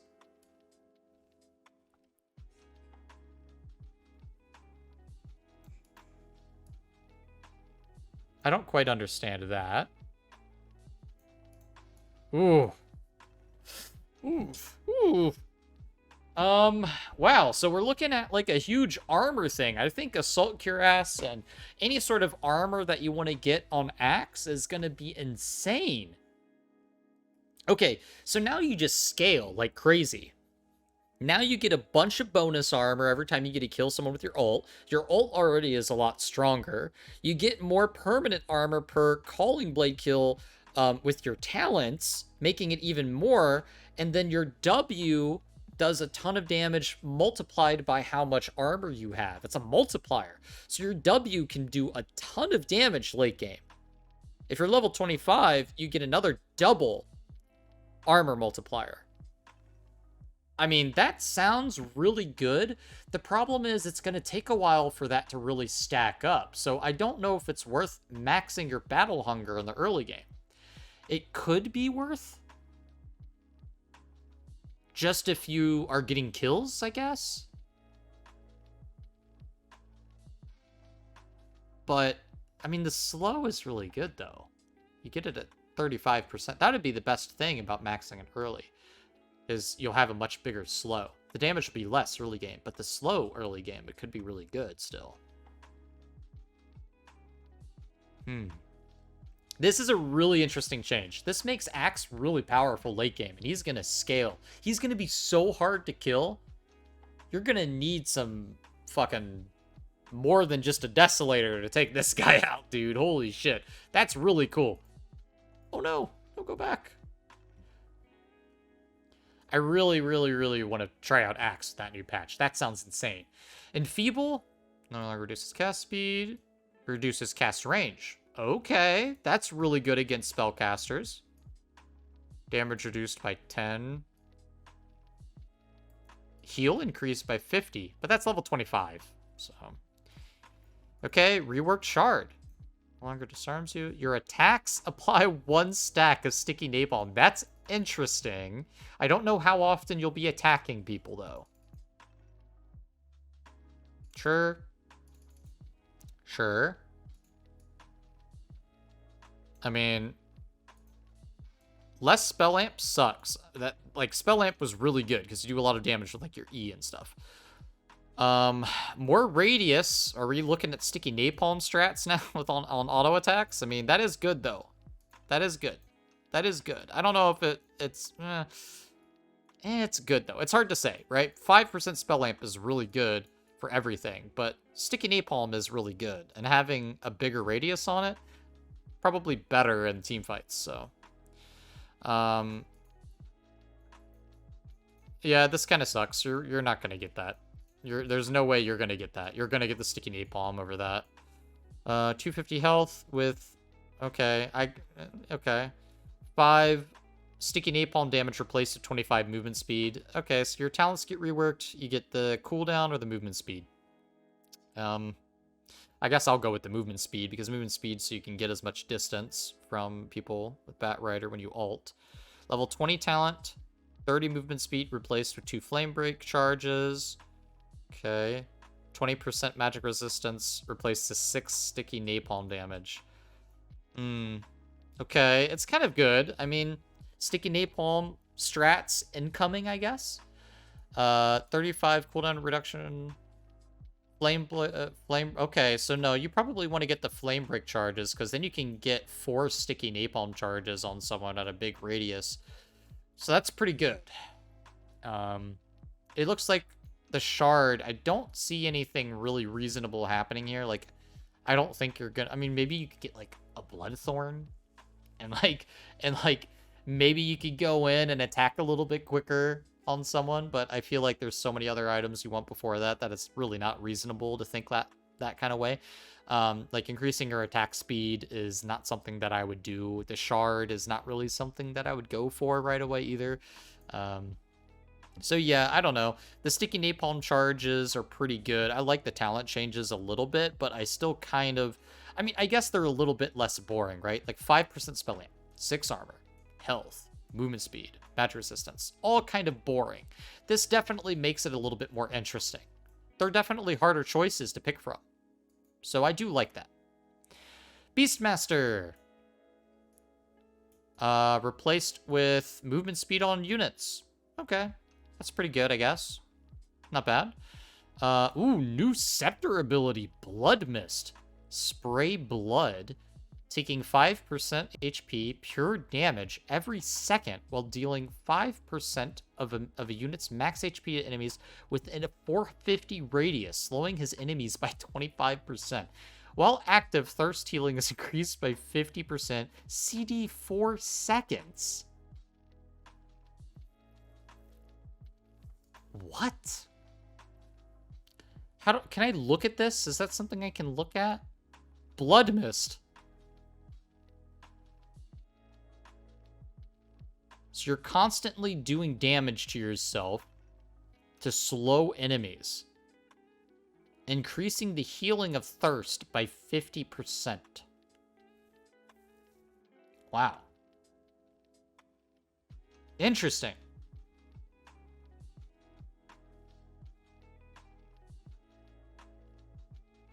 Very interesting. Very interesting. Ooh, 400 plus 15% slow. Oh, okay, so your talent gives you 2 rupture charges now. That's really good instead of the scepter. And now you have the life steal. So this actually could be really good with items like Bloodstone.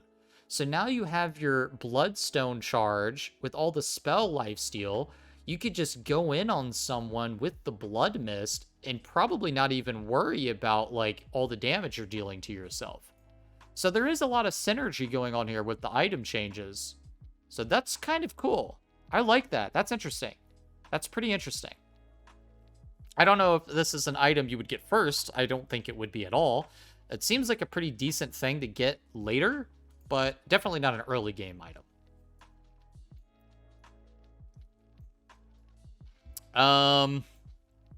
Not really much of a, I mean, sure, you get 10% slow over 2-second duration. Okay. Brewmaster. Casting brew, drenches himself in the brew, but doesn't get the negative effects. Ooh. Rework 3 stances based on his elements that he can switch to. Stances have stronger effects if affected by your brew. Okay. So you can stance dance like a warrior in Classic. That's really cool. I love Classic. I love playing warrior. That's really cool. Earth stance, armor, magic resist, tripled if affected by brew. 20% tripled. 60%. Wow. Wow, wow, wow, wow, wow. Storm grants 30% evasion, 11% movement speed, tripled if affected by brew. 90% evasion. Wow, wow, wow, wow. Fire grant 24% chance of doing 190% chance tripled if affected by a brew. Wow. Wow, wow, wow, wow. Wow, wow, wow, wow. Okay, this is kind of cool. Primal Split, Shard no longer grants attacks. Okay. Shard now grants Void Stance. 20% status resist and movement speed slow on attack. Tripled. 2-4, 60% status resist. Wow, wow, wow, wow, wow. And a movement speed slow. Wow, wow, wow, wow. 90% Brawler crit replaced with Cinder Brew applies Fear when ignited. Wow, wow, wow, wow. Okay, Brewmaster seems crazy. How do you kill him? Dude, Brewmaster seems so hard to kill. But I guess it makes sense, right? Because you're getting rid of his, because his ult, you're now just getting rid of his thing. Oh, no, no, no, you're not getting rid of it. No, how do you kill him then, actually? Wait, this is crazy.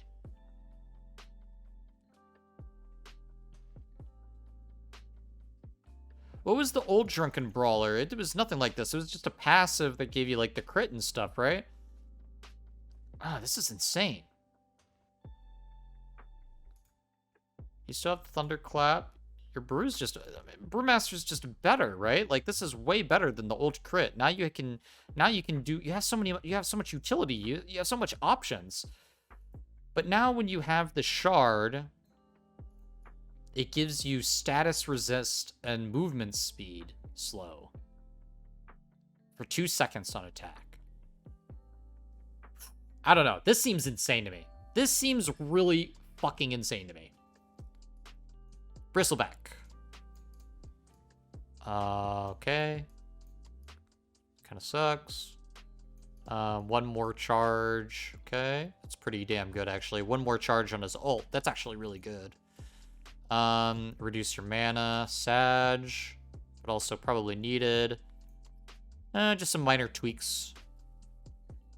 I mean, one more charge on Warpath is pretty insane, though. You can hit a lot harder, especially if you're getting 25 damage per stack, 25 times 10. Whew. But, you know, I think most Bristlebacks are probably not going to worry too much about that. They're probably still just, you know, going to do their thing with staying alive. Can now be cast anywhere there's a web, regardless of cast range. So global, pretty good. Duration, okay. Damage increased from 14 to 4. Oh, big buff on damage. No longer deals damage per second. Oh, okay. Makes sense. And the slow gets a little bit better late game. 10 agility. Okay, so we can try more webs. And then you have attack speed. Oh, that's better. I like having the stats more. You can do more damage and have armor and attack speed all in one. Building damage replaced with the Silken Bola slow. Which was the... Was that your shard thing? Yeah. I don't think shard's that great. I don't know. I mean, it's okay, right? The slow is like whatever, though. I forget. What's the level 20 talent? Can I look at the talents on here? 400 health. Yeah, I'll just take the health actually now then. Yeah, fuck that. I'll take the 400 health. 15% slow is nothing. Obviously, the 50% Spiderling building damage is really good. Now you're just gonna get the health. Yeah, fuck that. I mean, it's a good thing though, right? Because like the building damage was promoting Rat Dota, right? So now you have less Rat Dota, which is probably a good thing. But the 15% slow, that seems terrible. I don't know. Silken Boa doesn't seem very good to me. I don't think it's ever really been that great. How much is the slow? 55%.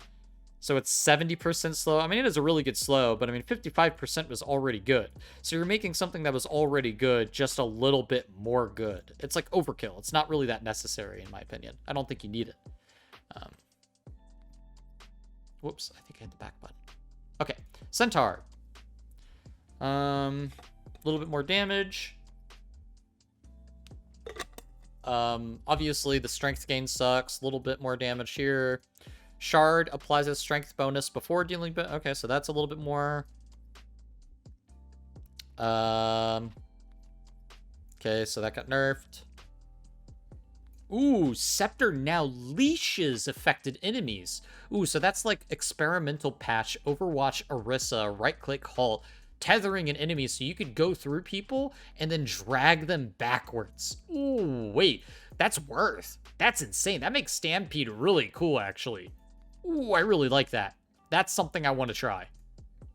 More strength? Sure, I'll take that over armor. A little bit less there. It's unfortunate. That's okay. More damage creeps. Okay. Chin.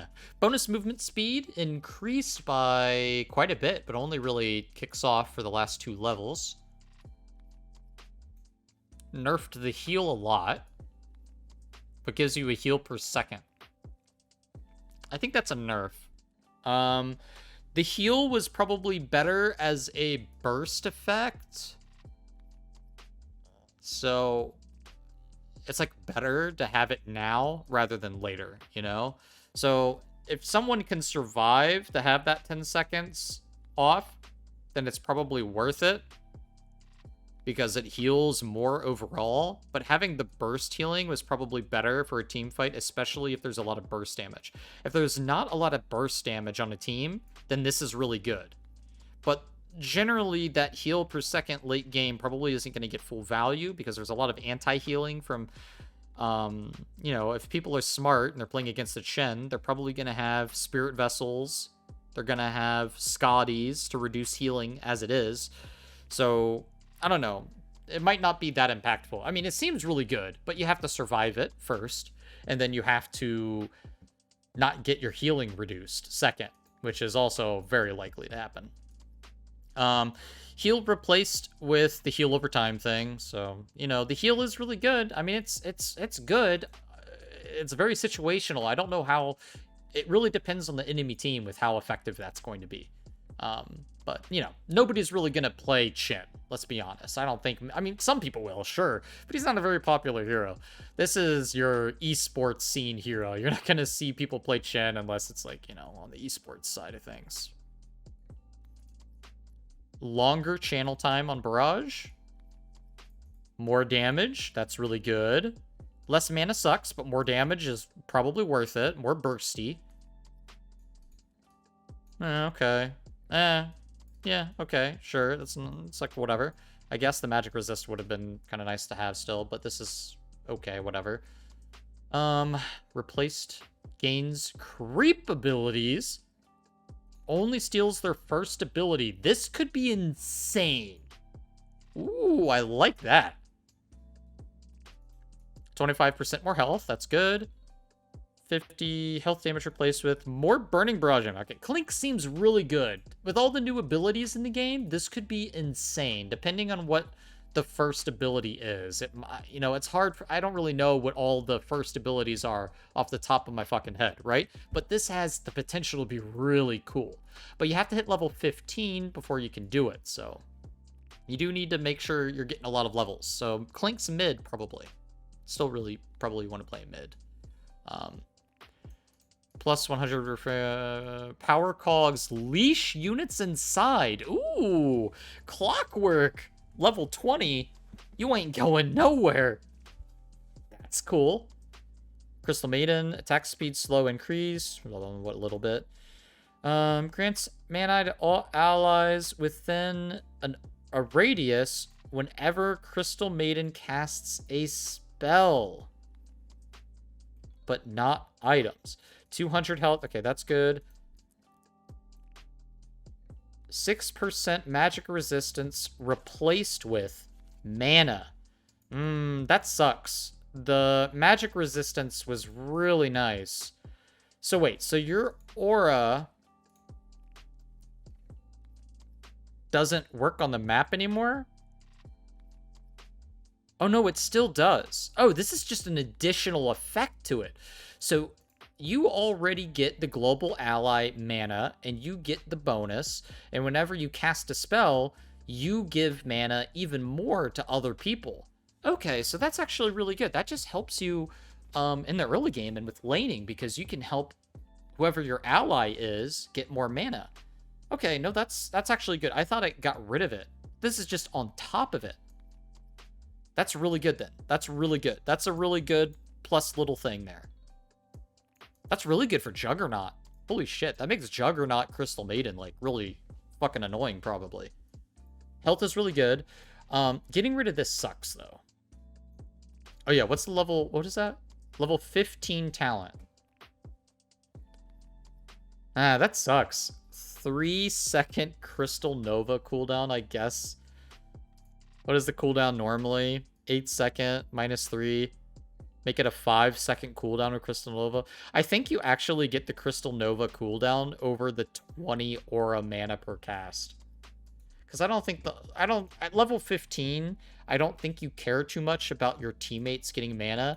I feel like the mana is much better and more valuable early game than it is late game or mid game when you would get that. Probably late game, because you are a support. You're not going to get level 15 very quickly. So I don't think that's very good. It kind of sucks. The aura for the magic resist was really good. Now I guess you get the 3-second, you just try to spam your fucking Q as much as you can, but really it's just going to make it more possible for you to get 2 Qs off rather than just getting 1 is all that's really going to do.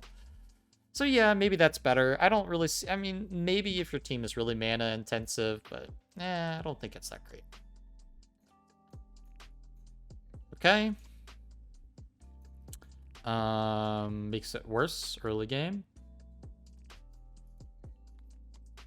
Creep hero units, okay. Illusion. Some whatever changes.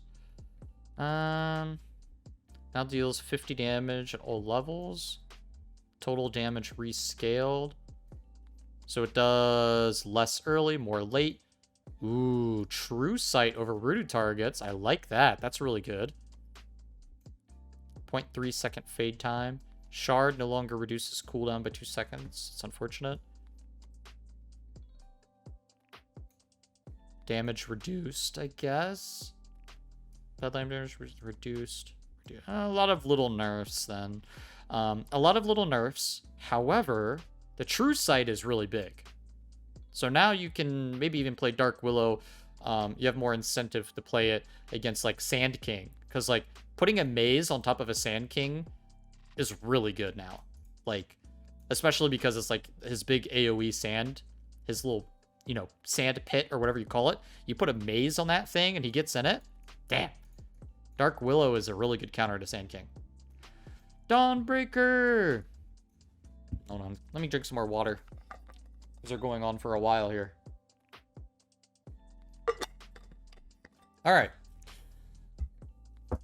More mana. Less radius. Oh, but you have more final radius. Shard now also grants free movement to Dawnbreaker. That's cool. Orientation is still locked. What do you mean by that? Does that mean you can't change the direction still? Is that what you mean by that? Let's take a look. Scepter, Shard ability.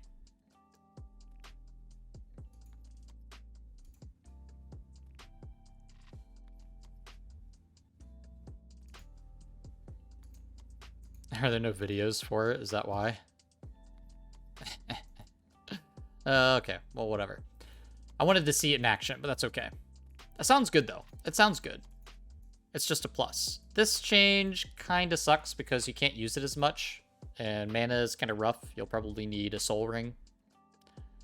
No less swipe radius kind of sucks, so yeah. Fire Trail radius increased. That's good. Yeah, that's pretty good. Allied healing percentage increased by a lot. But you still don't want to max that. You still want to get your Q and W before your E. I mean, that's really good, but it's like, how often do you really use that? It's like really late game when that comes into effect, you know? Talents. 25 damage for swipe. So that's a nerf, but it does 25 damage on the smash now. So that's a buff if you hit all 3. Crit increased by 10%. That's pretty good. Whoa, whoa, whoa! Good juju, bad juju. All right, what do we got here?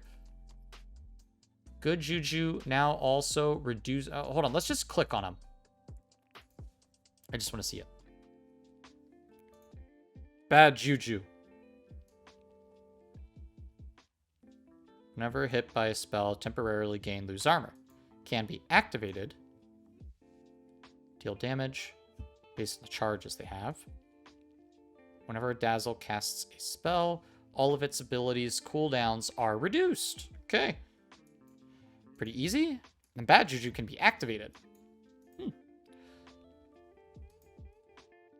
Item cooldowns by 50%. Cast on an ally to reset their item cooldowns. Oh!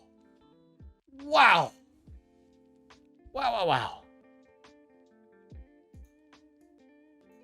That could be really good. There's a lot of stuff you can do with that. That's a second BKB right there. That is a second BKB. Ooh. Dazzle sounds insane.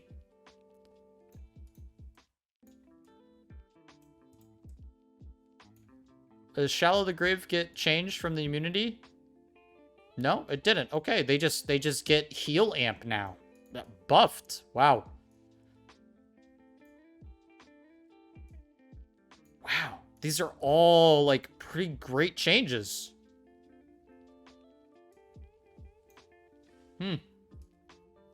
And more damage and healing off that too. Wow. Dazzle seems insane. Little tiny buff, sure. Damage strike reduced. That's unfortunate. Shard no longer targets allies. Now causes all allies within the radius. Gain attack speed and... So you can't target people. It could be good in a fight, though. It's okay. It's nice.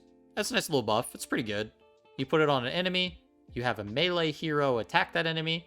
They get the buff. Not bad. Pretty good for whenever you're playing with a melee hero as your carry, you know? Oh, wow. Cooldown reduced from 48 second to 24 second level 1. Woo. Yeah, no, he's just... Disruptor's better. I mean, the damage got nerfed, which sucks, but the rest of this stuff is great. Doom! I love Doom. Gold reduced! Oh. Grants you armor while digesting a creep. I'd rather have the gold. 7 armor's okay. 1 armor, it gives a shit. I'd rather have the gold over 1 armor. 3 armor, 10 gold. I'd rather have the 10 gold. 5 armor, I don't know. It kind of sucks. It's okay, but it's not great. I mean, it'll help his laning, but 1 armor isn't going to do, like, it doesn't feel like it's going to do shit. Like, you get Devour level 1. 1 armor is, yeah, it helps a little bit, but I think I would rather have gold. I don't know. I guess it starts getting good at level 2, though, I guess. So at level 3, when you get 3 armor, that helps. It's more of a side grade, you know? I feel like the gold reduction didn't need to happen. Doom is already kind of weak. Burn damage rescaled. More base damage, but less percent damage. That kind of sucks. Just better early game. Mana cost increased. Oh, come on. That's a shame. You know what they were thinking? They were probably thinking because all of the new creep spells that he can get from Devour, that they needed to make him weaker. Maybe that's what they were thinking. That's probably the mindset that they have right now, because Doom, I still want to try more than ever, considering all the cool new abilities that you can get. But yeah, they kind of made him weaker, so that kind of sucks, right? The armor thing I can live with. Like, the gold armor thing I can live with, because his early game is going to be a bit easier. But yeah, maybe it's worth it, you know? He does get a lot of cool new abilities. Dragonite. Weaker damage early game, better late game. It's a decent increase, but Fireball's not really that great. Still. There's still so many other things you can buy where it's better. That's good. Okay. yeah, tiny little buffs here. Nerfed. Drinking a little bit of water here. That's a big nerf. Or not too big of a nerf, but that's a pretty big nerf, so that sucks. Provides 10% movement speed. That's good. That's really good. That's worth it. Those nerfs suck, but this is actually like kind of helpful to helping her keep alive and get away from people. So that's probably worth. Woo. Okay, what do we got here? Woo, woo, woo.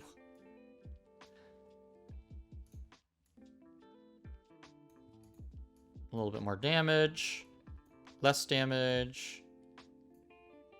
Better scaling. To 0 cast point. Oh, wow. Okay. Increased. Okay. 0. I don't know how this affects it. This is interesting. 0. It's just instant. We're playing League of Legends now or some shit. I don't play Earth Spirit at all, but these changes seem insane. That one looks noticeable. A lot more speed, I think. Ooh, 100% strength. Ooh, that's interesting. If you get strength, you'd be doing a lot of damage. Oh, that's worse. Okay. That's worse. 500 cast range when cast on an ally. Okay. I don't really play Earth Spirit, though, but this all seems very interesting. I would love to see some pros play this character. Earthshaker. Earthshaker. More damage? Oh no. People are gonna be buying so many silly things to take use of this. Oh no. People are gonna be memeing really hard as Earthshaker. They're gonna be trying to, like, do the one-shot crit thing with this fucking thing. Oh, that's gonna be silly as fuck. Ooh, 0 to 0.25. We're in business, baby. Move Ancestral Spirit. Moves the spirit towards the location. Oh, okay, so we can click on W. Okay, so we can just micro a little bit easier. More attack speed. Movement speed replaced with move speed for hero. Okay, sure. That's kind of nice. Not many people played them in regular games, so that could be nice. No longer deals reduced damage to creeps. Cooldown decreased 6 seconds. It's the same late game. More damage early, but less late game. Now absorbs 70%. Absorb amount reduced. Wow, okay. Nerfing that. Oh, nerfing that. Ooh, some big nerfs. Some big nerfs there, though. Nerf to damage, nerf to that. Oof. Agility increased, mana cost reduced, deals double damage versus creeps and illusions. Mana cost reduced to 140. Okay. Enchantress probably gonna not much like different there really, but she's gonna be good with the new creeps, I'm sure. Nice. Making his minions a little bit easier and better to control. Double damage based on current HP.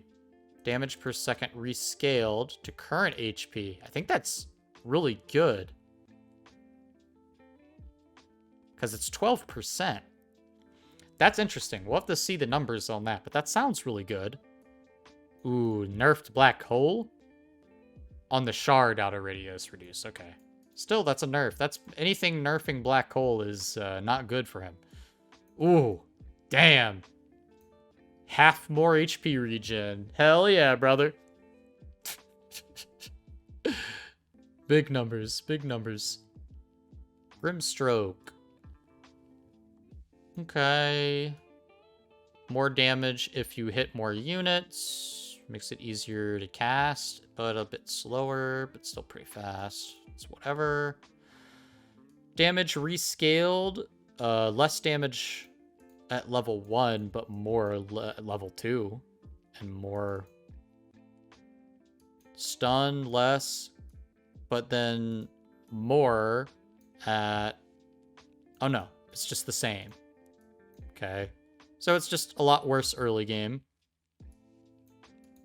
But then you can use flat cannon more. Okay, that's sure. That's fine. Maybe you'll see less people trying to do silly support gyro. Hoodwink. Ooh, I like that. Acorn being quicker. That's unfortunate. That's better early game, less late game, but it's fine. I think that's probably better, honestly, to have that, because you only put 1 point into E, into your Scurry, so that's actually kind of pretty good. So your early game's going to be a lot better.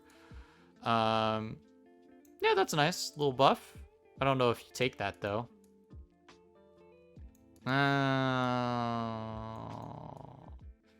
That kind of sucks. Not many people play. I think Hoodwink is mostly a support character, so you don't get level 25 that quickly. But sharpshooter piercing magic immunity is absolutely what you wanted to get. So getting rid of that really sucks.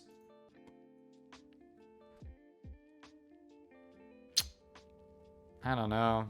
Yeah, that really sucks. I mean, having more radius on your W, I guess, is probably what you get now. Having 2 acorns is okay, especially now that it's like really quick. You could go pew pew, but you probably want to get a bigger stun radius. But I'd rather have that. That's way more fun.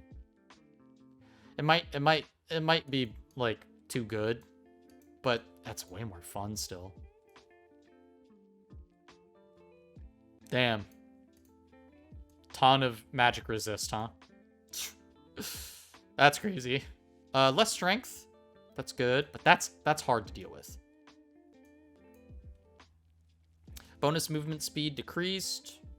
Minute cost increased. Just 1.8 to 1.5. 20 stack cap. Okay. Goes up to 30. Okay. Some decent changes here. Some small buffs. Ice Wall, for some reason. 30 to 40, 15 to 20. Bit slower. Oh, you can make him attack super fast and get a bunch of stacks. Ooh, I see. Nerf on that, that's fair. Ooh, God. ×3? It's a little bit better, isn't it? Ooh, rework shard. 10% spell lifesteal. Increases overcharge spell limit by 2%. Calls it also to share it with any tethered units. That's really cool. Heal chance transfer buffed early game. Damn. Nerfed early game, though, so that's good. Scepter now also causes spirits to apply a slow. Okay, sure, that's cool. Cooldown increased. Spell amp reduced, but not by much. Okay. That's good. I guess the tethered units are even stronger.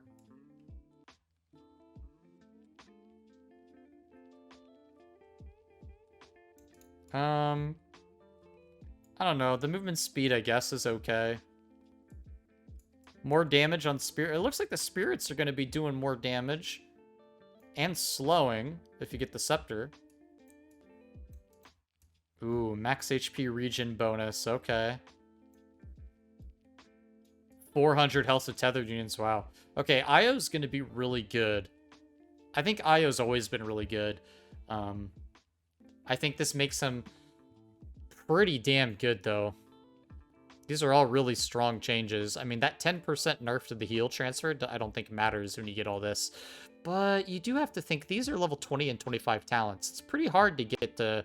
If you're playing a full support IO, it's kind of hard to get to 20 and 25. You gotta put in some work. You gotta buy a lot of tomes, you know? Ice Path cooldown increased. Oh, God. 12 seconds to 21. Oh, yikes. Ooh, but the stun got increased. But it's the same late game. It's the same late game for both. It's probably a nerf. That's a bit of a buff, I guess. That's a bit of a buff. Easier to cast ult. But 5-second less duration on Scepter, which is worse.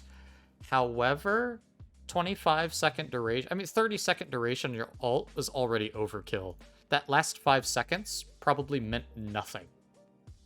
So that's probably better that you can cast it a little bit easier.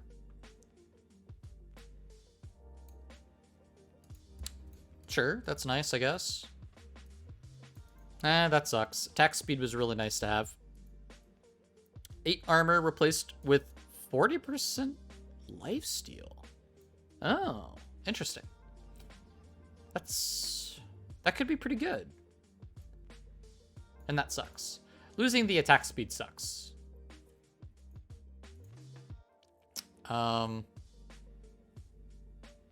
One more second on Blade Fury duration, or 20-second healing ward cooldown.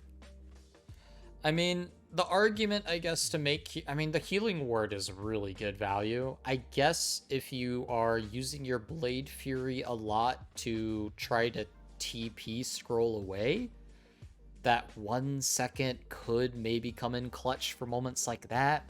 But other than that, I don't think it matters too much, sadly. Oh god, increasing the radius, making it better to cast. Wow, okay. Buff, again. Buff, what, we're just fucking buffing Keeper the Light, are we? Okay then. Buffing early game, making cooldown crazier. At least early game, crazy harder to play with that. I mean, it's okay, it's whatever. Makes it a little bit easier for him to, like, E and go into a creep wave or something along those lines. But it's still the same shit. Late game, it doesn't matter. It's the same shit. 16 strength replaced with 25% movement speed. It affects enemies negatively, though. That's pretty cool. 16 strength was really nice, though. It kind of had a lot of synergy. I don't know, maybe you just get the 100 torrent damage instead, honestly. Legion Commander reworked Shard. Gain 4 armor for every hero hit. 0.5 armor for each creep. Ah. It's pretty good. Sounds like it could make you really tanky. If you can get a Q off and then ult, it can be pretty fucking tanky. Damage, a little bit more damage late game. A little bit more damage late game. 30 movement speed with 250%. Okay, that's pretty good. I'll take that. Oh, but it's... Oh, I see. They're getting rid of it over here, though. Press the attack grants 2-second spell immunity. Yeah, you want that. You want that for sure. So they changed it to a talent, huh? Ooh, you lose the dual bonus, though. Yeah, that's a tough one. I think you gotta do spell immunity, though. It's just too good. It's just too good still. You lose a bit of AoE, though. 250, 400. But you do get it earlier.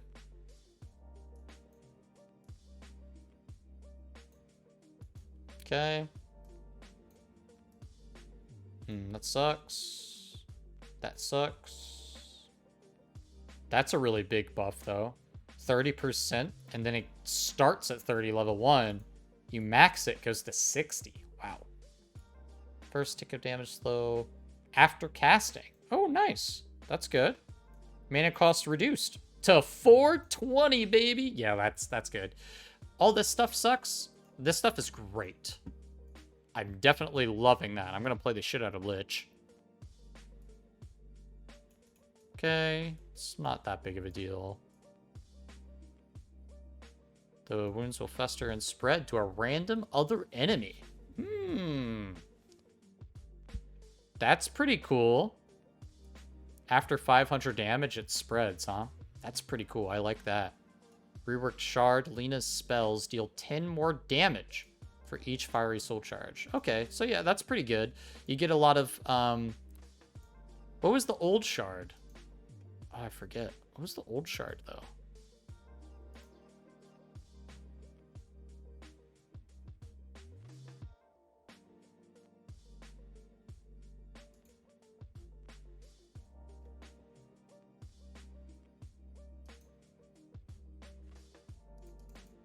Was it just the piercing thing? Does it not do the piercing thing anymore? It's hard to tell with some of these videos if they're updated or not. Yeah, I mean, that's not bad. If you're casting a lot of spells, pretty good. Oh, 3 to 7. Ooh, longer duration. Okay, this is adding up. Less movement speed. Okay, that's fine. Less attack speed. Okay. So... Okay, so it does overall less, like, you know, damage and movement speed, right? Per charge. But you get more charges and a longer duration of it. 32 to do 51. So I think overall it rewards you more though. You definitely are trying to get more mana and able to cast more spells, and you definitely want to do a lot of more spell stuff with Lena, I think, over the attack stuff. Although it's not necessarily true. I think the Ethereal Blade is going to be really big for Lena. Finger of Death, mana cost reduce. Not that much. A little bit better, sure. Now reveals invisible unit. That's pretty cool. That's pretty cool. I like that. Now you can really annoy any sort of annoying invisible unit. That'd be really good against certain heroes. As a hard support, I think Line definitely got better. Nice. More damage. Less entangle at late game, better early game. Not really a big diff. Okay, that's nice. Less damage early game. Okay, then nerfed early game. You get to share armor now. 25% of it. Dying while casting true form does not put the ability in cooldown. Okay, small little buffs. Sir Admiral Bulldog might be happy about that, but probably not too happy because it's not that big of a deal. But 8 more damage is good. And having that armor from Spirit Lake is pretty good. Okay. Nerf. Buff. 200 bonus night vision. Okay, it's not bad. Bit of a nerf. Buff. Decreased damage. Damage reduction. Okay. And not too many exciting changes there. Ooh, here we go. Reworked Scepter. Increases shockwave range by 150. Radius by 50. Shockwave now erupt. Dealing additional 50% damage, applying a debuff that slows and reduces base armor by 50%. Ooh, this could be like a really good counter to all these armor changes we're seeing from people like Axe. Affected units recover over 5 seconds. And more damage. Yeah, people are definitely going to be getting the more damage.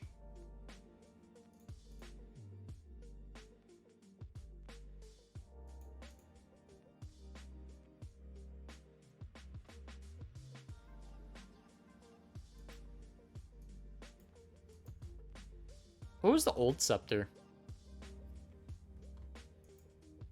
Was it just that? It wasn't Shockwave. What was the old scepter?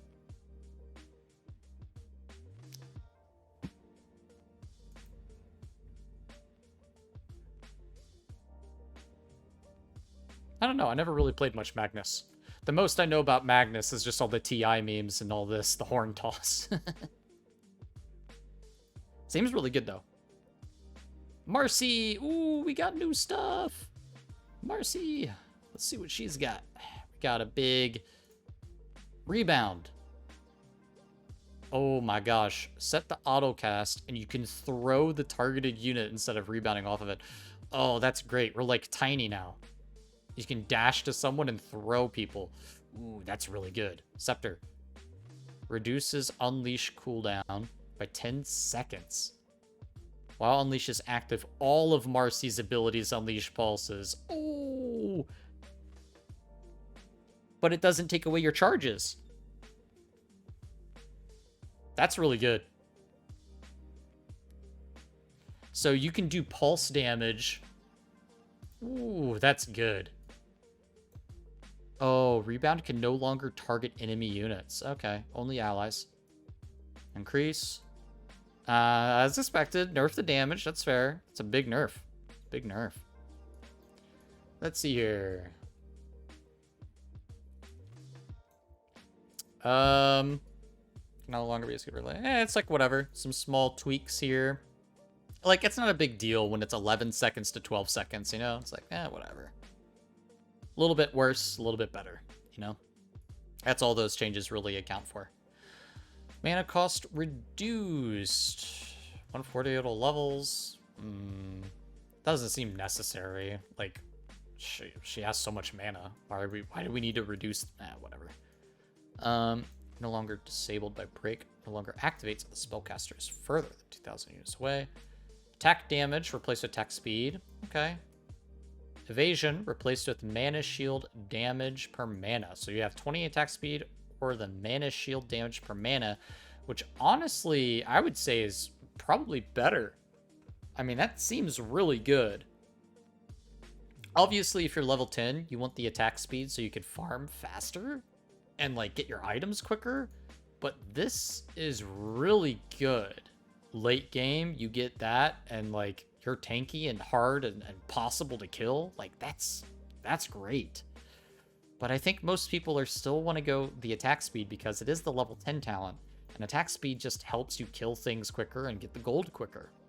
And you can always get the level 10 talent after your max level, I guess, you know. 30 attack speed replaced with. Okay, that's pretty good. I gotta look up what the other one is. More bounces is pretty good as well. Let me look. Mystic Snake cooldown.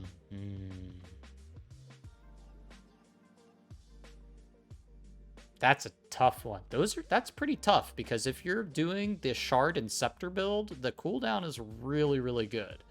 But if you're doing the auto attack build, all of these talents are insanely hard to choose from. Like, they're all really good.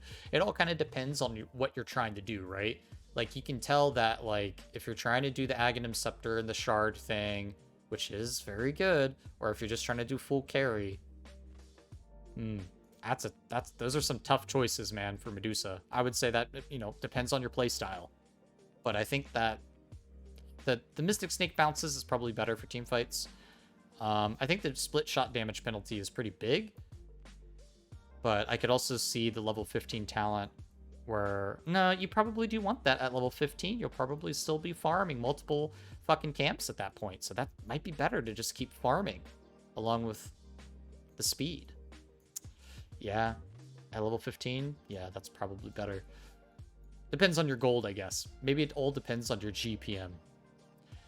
Meepo! Buffy buff buff. No longer benefit twice. Okay. Magic resist all meepos. Mana reduced.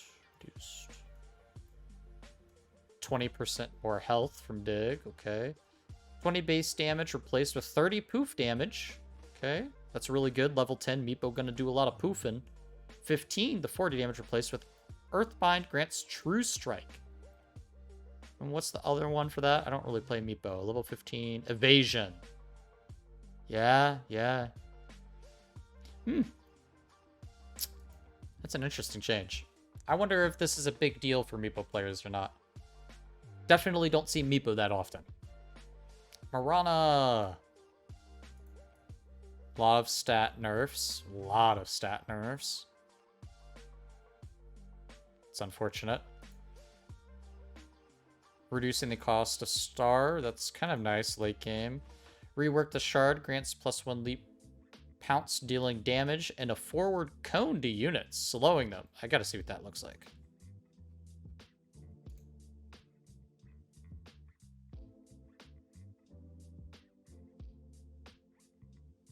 It doesn't look that great. It's kind of cool.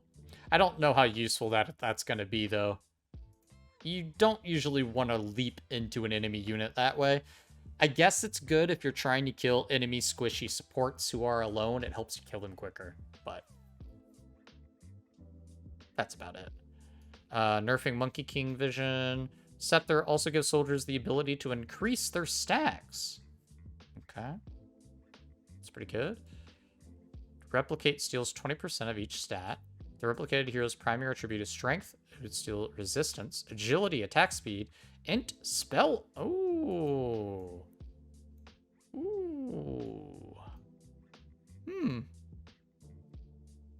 That could be pretty good. That's a lot of utility behind that. Riptide, a little bit less.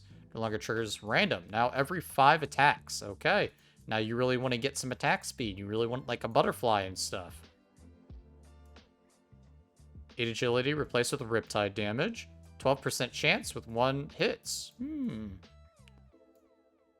I mean, in a way that's better, right? Because if you don't like RNG, then that's probably much better. So I would say that's a plus. Because I like that. That's consistent. You can play around it. It's not like Spirit Breaker 17% Keck W. You know what I mean? 150. Better late game, I guess. Worse late game. Oh, wow. Huh. 20 damage replaced with Nature Call cooldown. 75% miss chance. You're 100% miss chance. That's pretty good. Sprout leashes. Ooh, wow. That's interesting. Let's look at the other talents too. Level 20, 100% miss chance for sprouted units. Sprout leashes.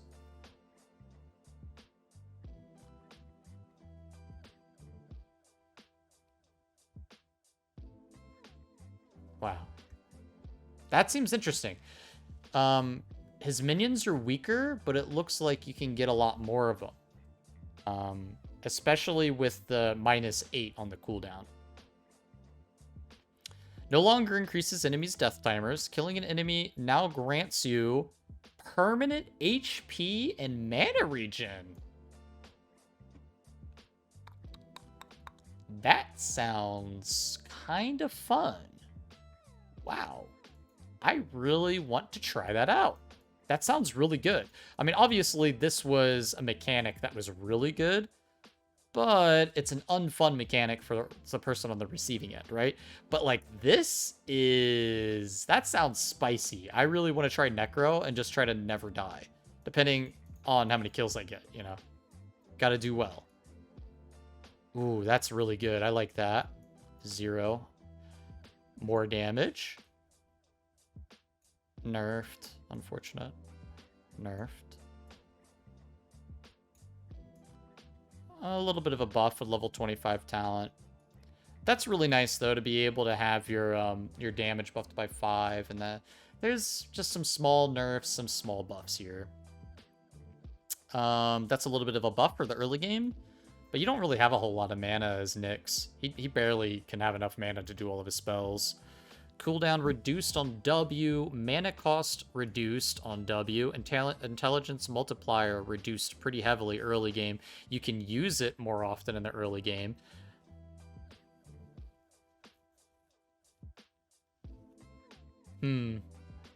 Shard now increases target's incoming spell damage by 40%. Or 17%, instead of reducing their magic resistance, and applies the debuff before the damage. Ooh. Interesting. Oh, okay, I see. So you can actually increase your mana damage amplifier, too.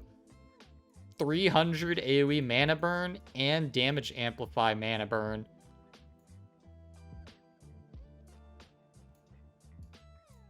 That's interesting. You could even try to do like a whole mana burn build. That could be really good against people like Bristleback, maybe. Maybe people that, I don't know. No, it wouldn't work, right? Because it's still, he doesn't have a whole lot of intelligence.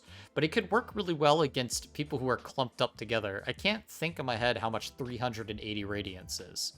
Like, not radiance, radius. The 380, what is it? It's 380, right? Oh no, 300 AoE radius on Mana Burn. I can't, like, picture... It's not that big, but it could get maybe 2 people every time if you do it right. 3 is ambitious, probably. Any more than that's not going to happen. But it does seem pretty interesting to try a Mana Burn build. Especially if you can increase it at level 15. The problem is that's level 25 talent. Hitting level 25 as an assassin is pretty difficult. 15 talent, that's a different story, right? Like, if you get that at level 15, that's pretty good. Whatever. It's not that big of a deal. Buffing the strength, moving the health. 20% bash with... Oh, okay. Yeah, sure. That sounds great. So, instead it just casts Fire Blast on your talent? Yeah, Fire Blast, chance on attack. Okay, that's kind of fun. I don't think I would ever get it, though. I'd still do the other one. 240 Fire Blast damage seems better to me, but... Intelligence, grants Degen Aura, slows enemies. Oh, that's a shard now?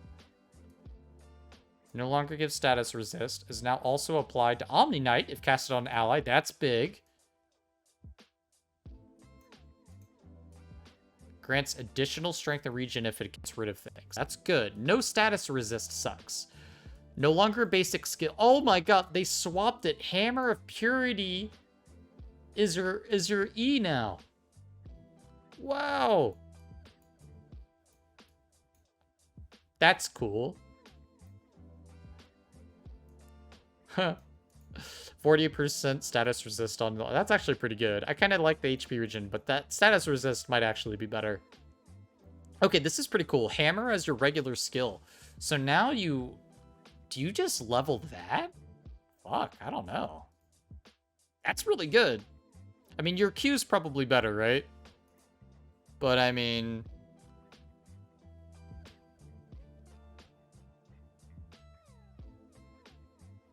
I don't know. Maybe you just skip your W. Maybe that's what you do. You don't even get your W. Although, your W gets on both of you now, so... Omni Knight seems pretty cool. I like that. I think that's better. That's kind of cool. That makes him a lot more fun, more active in the lane. Degen Aura wasn't that fun to level, although it was good. Putting it on a shard makes it a really good shard, though, I think. Okay. Talents. 10 HP Repel, replaced with 4-second buff. Okay. 30 movement speed replaced with the cooldown. 15 Degen Aura replaced with +4 strength HP. Minus 4-second Purity Hammer. Minus 60-second cooldown. It's difficult, right? Because you have things... Well, let's look at the other options here. So you have 50 plus... I mean, I guess these are pretty good talents because you can kind of choose on the playstyle of Omni Knight. Especially if people are playing support Omni Knight, or if they're doing, you know, like off lane or something else like of that nature. I don't think Omni Knight's going to be super competitive, but I do think that this change is going to be great for the normal player. And people who play Omni Knight in regular games are probably going to really enjoy him. And you can tell that you could focus a lot more on the damage aspect or on the support aspect. You can even kind of mix and match it a little bit, depending on what the team needs. But I really like those changes. I think it's really good. Mana cost reduced. Okay, whatever. Oh, here we go. Rain of Destiny brings forth rain on an area. Enemies standing in the area receive 50 DPS minus heal. Allies heal per second and have increased heal amp. Ooh. That seems really good.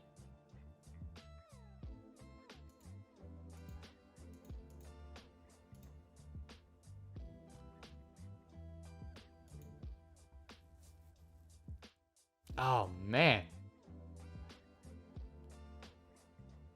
It's not a channeled at all, either. Holy shit, this seems insane. The problem is that you need to buy a scepter, which, as you know, as an oracle, can be really difficult. But that is a really powerful ability. If you can get that, that is fucking insane. That's really good. I think a lot of people are gonna get that. Problem is it's hard to you know, it's hard to get the money for that shit, man. Oh, thank God they nerfed his early game. Still the same though. Bleh. They reduced it? Yeah, but it's not enough. I don't know. OD needs to be nerfed more. Fuck that hero. Pangolier damage increased? Quite a bit at late game. Armor reduction increased at late game, but reduced early game. And reduced duration late game, too. That sucks. More strength. Sure. Yeah, it's whatever. It's overall, it's not that big of a deal. I would say that 78 to 85 damage. That's pretty nice, though. Mana cost increased only by a little bit. Lifesteal to increase. Nice. More dagger damage. That's really good. That's really good. I like that. Phantom Edge cooldown decreased. Still the same. Late game. Attack speed at level 10 or Phantom Rush bonus agi duration.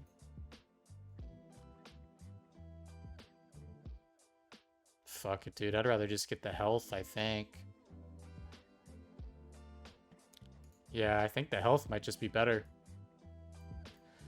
Alright, let's see here. That's whatever. A little bit better late game. 1%. Omega lol. 1.5% max health ray damage is now your level 20 talent, and this is now your 25 talent. Okay. I'd rather have the supernova hit count. This is not bad, though. I think the sun ray damage is pretty good. I mean, the stun duration is good, right? But the sun ray damage and heal, really, is really good. It depends. That depends, right? Because the E can be really situational. Because you can also get your supernova and use it inside there, so it could be pretty good there. Because it's all kind of... I don't know. It's very situational, but I like it. It's not terrible. I mean, I would never really get the dive cast range, really. I would always get the supernova count, so. All right. Max channel time increased early game. Causes phase shift to attack all enemies within 200 range. Not a lot of range, to be honest. Kind of the same. Warning Rift now has a 150 extra radiance and range and knocks back. Non-interrupt, though. So that's unfortunate. Reveals invisible enemy units and wards. That's kind of nice. Nice. Cooldown. Not bad. Phase shit. I mean, it makes it so he doesn't get as far away, but the cooldown's kind of nice for farming and stuff early game. Maybe a little bit more damage in fights. 10-second Dream Coil cooldown on top of that 75-second. Spell Amp replaced. That's unfortunate. But I guess the Warning Rift damage might be kind of nice with the Scepter. Less cooldown, break stun duration. Dream Coil rapid fire frequency improved. That's really good. That's like pretty decent. Replaced with Dream Coil pierces magic immunity. I'm not much of a puck player, but these changes all seem pretty interesting. And it looks like you'll be able to ult a lot more. So this could be a lot more ganking pucks, which he already does, so. Armor reduced, intelligence more. No longer gives magic resist. Bonus strength per death reduced by a lot, 3 to 2. Can now also be casted to grant damage block.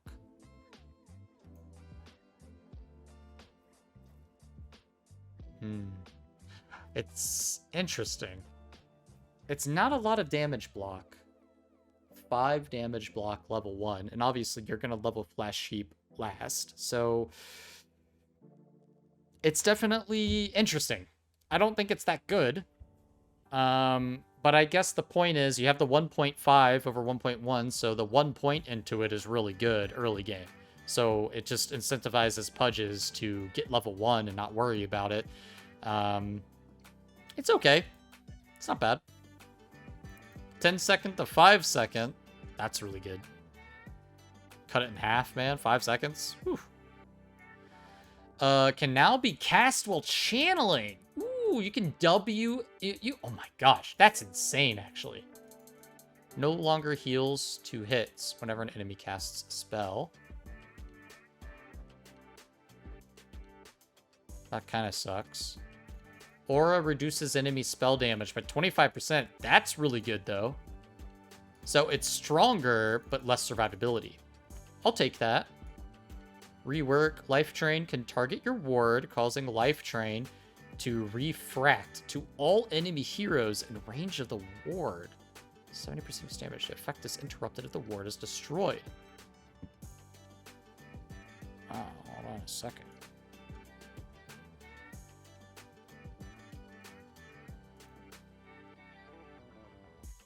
Oh, wow. The Omega Suck. So the life drain... So the ward is way stronger now. But the problem with that is it dies easier. And they are going to focus the fuck out of the ward because of this shard. But that is really cool. And you can use your Decrepify on people who try to attack it. So you can use your W while life draining all of it. The problem is they can go for you when that happens. It's a very dangerous game that you're playing, but that is high risk, high reward gameplay, and I love it. Nerf, yeah, makes sense. Damage increased at early game, but worse late game. Cannot be cast, target already linked. Duration replaced with 21. I mean, that's a lot of movement speed. One Eye of the Swarm replaced with 2 stack link charges. That's pretty good. The duration was probably better, but honestly, if you can do 2, then it doesn't matter. You can have movement speed and get 2. Sure. Slows enemies by 100%. That's really insane. That's whatever. Dispellable. Sure, that makes sense. More AoE. That's pretty good, honestly. Blink Strike slow duration. Ooh. That's a tough choice now for your level 10 talent. I think the Blink Strike slow duration is when you're ahead. Smoke, I mean, it depends who you're playing against, really, the team fights. But that Blink Strike duration on the slow sounds really good. I mean, it's 100% slow. They can't move, right? So, whew, that could be pretty good.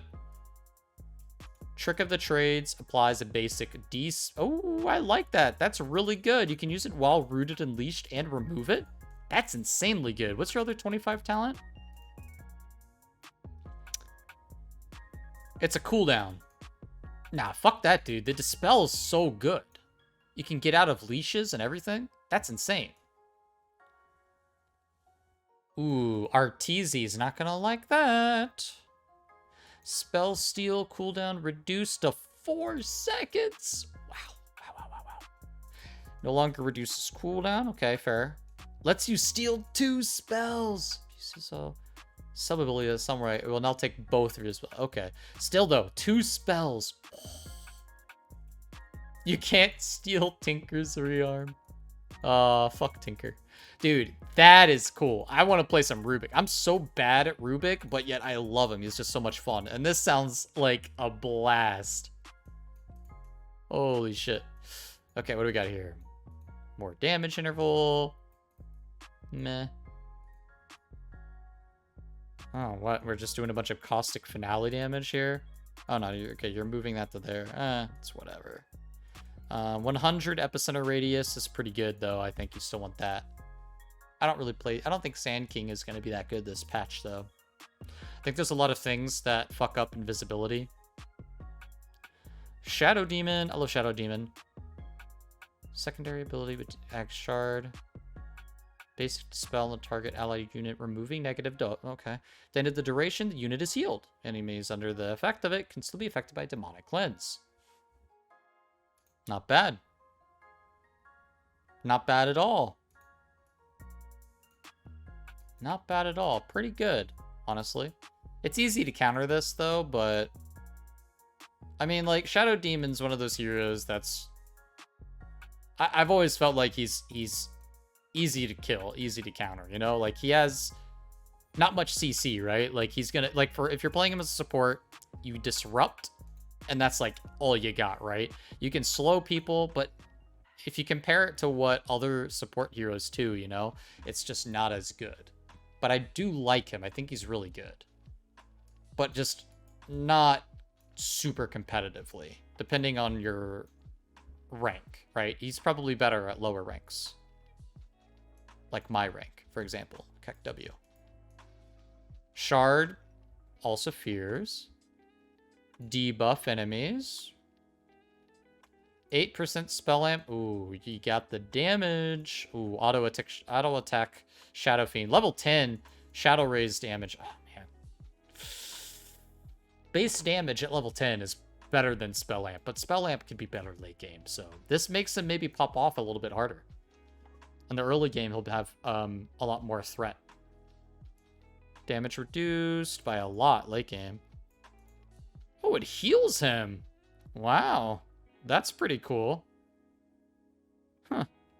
That could be really interesting.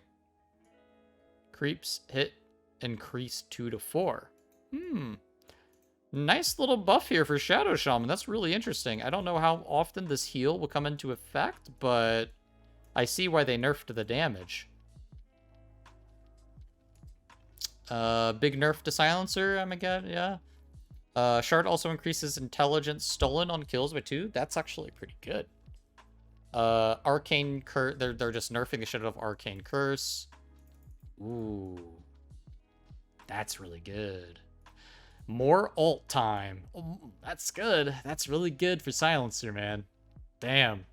Arcane Bolt damage multiplier increased. 1.4 to 1.5. Damage increased late game. Damn. Reduce. Okay, better base stats. Less magic resist. I see.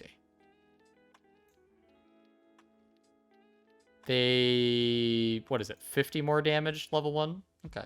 So, Skywrath Mage is a lot better early game. But worse late game. Sprint passive river speed reduced.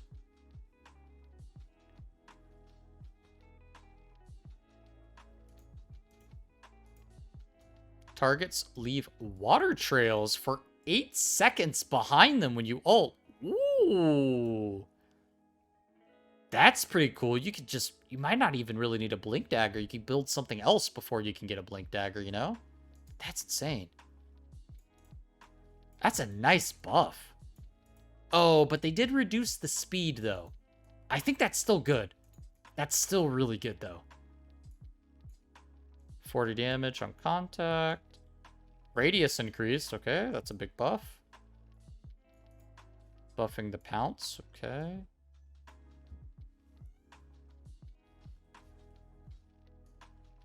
Getting rid of the attack speed sucks. Oh, okay, here they go. So you get the attack speed at level 20. 55 seconds to 50 seconds. It doesn't make much of a difference, honestly. It's still a really long time. Shard now increases point blank damage by 35%. Nerfs the stun by just a tiny bit. More cookie stun. That's pretty good. Slow replaced by health. Oh, okay.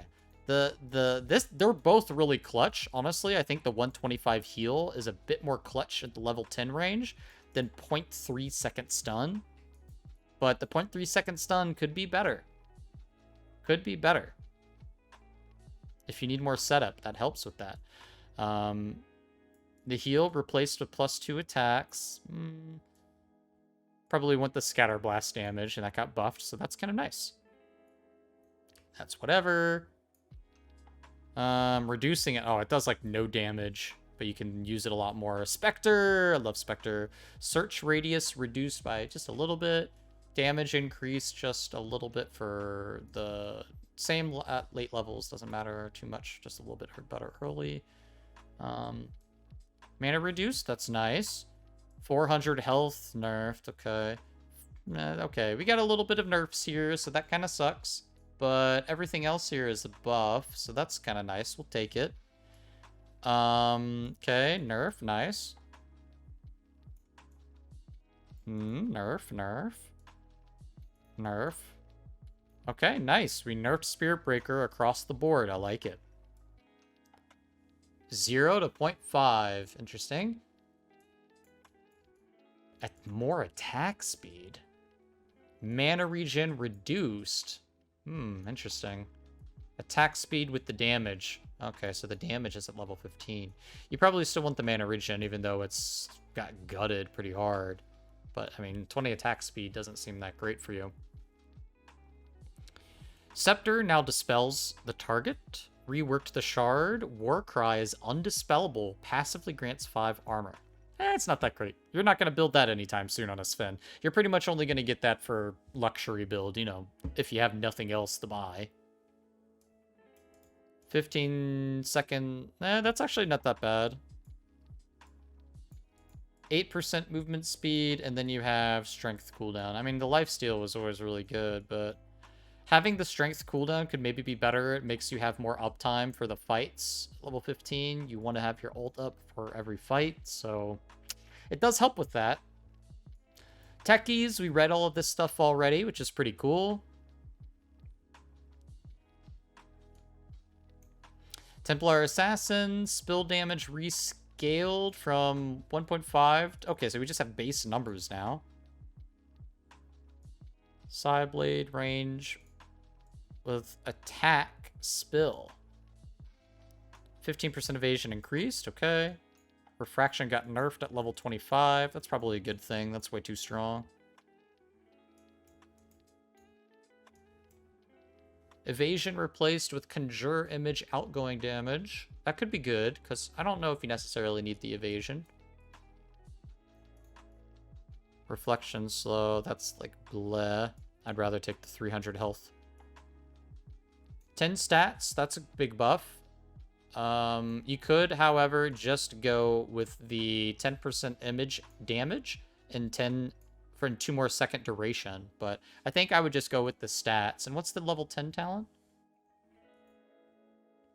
The level 10 talent is the image damage or the reflection duration. The reflection duration might be better.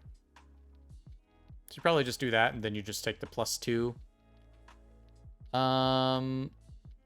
Nerfed early game, buffed the late game. Shard bonus damage reduced pretty decently. Damage increased all levels. Primary attribute reduced. Oh, that got... Okay, so that got reduced. That doesn't do as much. Cooldown is kind of the same. Cooldown increased. Damage per second reduced. Nerf on flamethrower. Little bit damage buff there, but it takes away less stats. Tinker. Better nerf the fuck out of this hero, dude.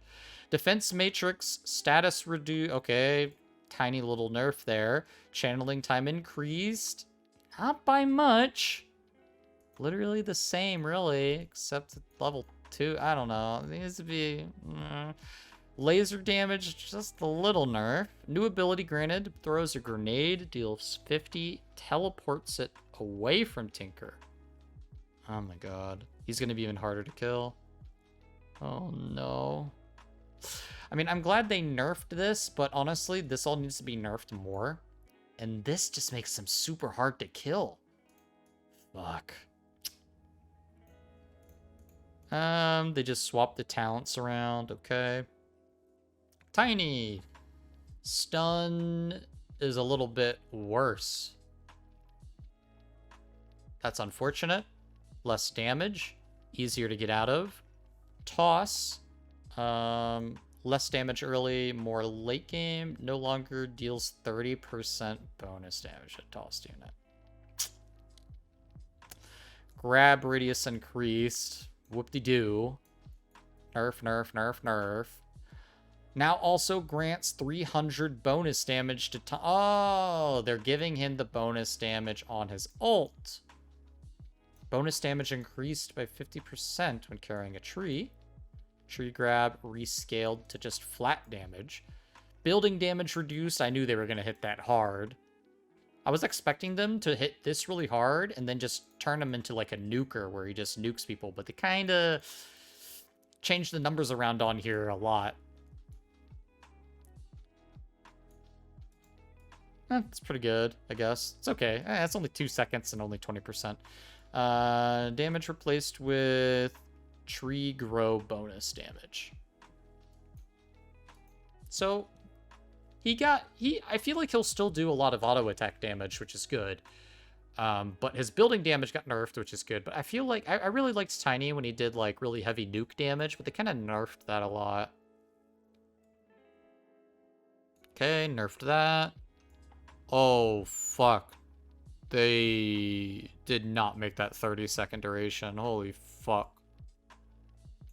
And buffed it late game. Okay, the heal is weaker early game.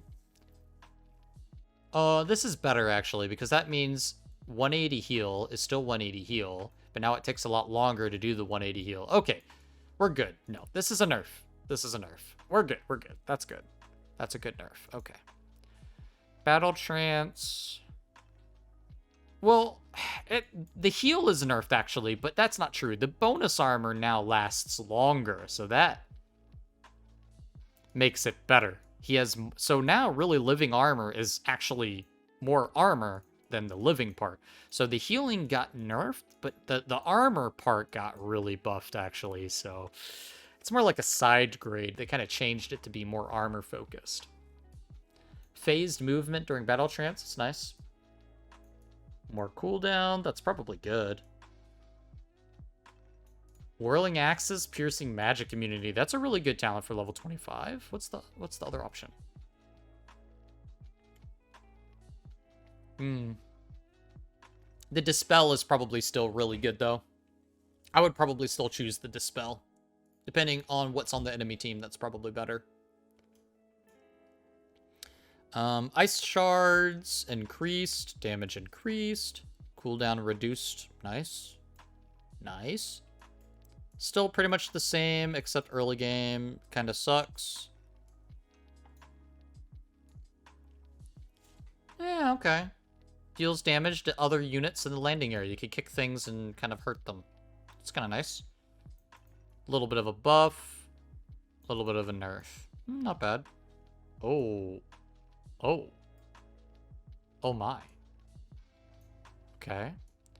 Reduces wave and burn intervals and duration by 25. Oh, wow. Okay, that's really good, I think. That's really good. New ultimate alert. Opens 2 portals. Oh, is this just his... Oh, they just made it his ultimate. Okay. 1 target location. Global range. The destination portal... Wait, 1 next to Underlord and 1 in a target location with global range. The destination portal has to be 2,000 units away from Underlord. Heroes can channel a portal for 3 seconds to teleport to the other side. Allies that pass through the portal temporarily gain damage reduction, movement speed. Casting Fiend's Gate will cause Underlord to immediately start teleporting. Reworked Scepter. Fiend's Gate spawns a Pit of Malice under both portals. Wow, okay. This is interesting.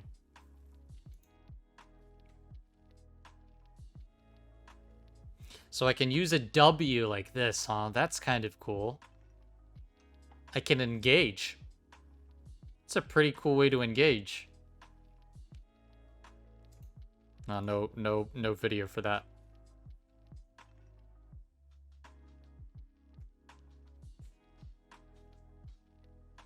I didn't really notice anything with that. That's kind of a cool... That's kind of cool. That's expensive, but that could be worth it. If you're engaging a lot, or need to engage, that could be great.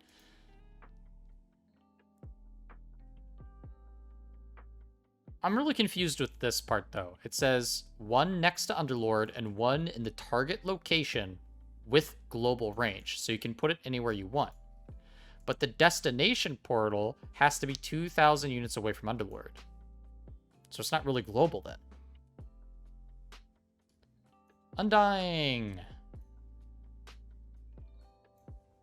Yeah, whatever. Some small changes here. Not much. 500 Earth Shock replaced the cooldown. A little bit of a buff there. The level 25 talent, I think you want the other one still, right? 3+ overpower text? Yeah, I mean, no question. 3-second Earth Shock cooldown is whatever. Reworked Shard. Bounces. Ooh, it bounces and increases the cast range. Wow, that's actually insane. That's really good. Double stun? And in more range? 1,400 gold? That's a steal. No longer deals damage to the same tick. It applies the debuff. Damage per second increased by 2. Poison Nova radius increased. Travel speed increased. AoE replaced with Poison Nova reduces attack speed. That's some pretty interesting changes. I think Venomancer is up there for me for what that actually sounds really cool. I think Venomancer might be really good. Plus 4 base damage is really good early game too. That kind of sucks. Max damage replaced with min-max damage. 70 attack damage replaced with 8% poison attack magic. I mean, that's kind of good. I guess you could go, I don't know. That's kind of good, but it sucks because you don't have the spell Lifesteal. Level 10, no spell Lifesteal. I don't know. I guess you could just get the 20 attack speed. It's probably what you want. It'll help you farm probably more than Corrosive Skin will. The 80s Viper Strike DPS might be better too. It depends how quick you're leveling. Ooh, what do we got here? Summon familiars. That's not... Oh, actually, that's a lot more range. Plus 8 damage. I like that. That's cool.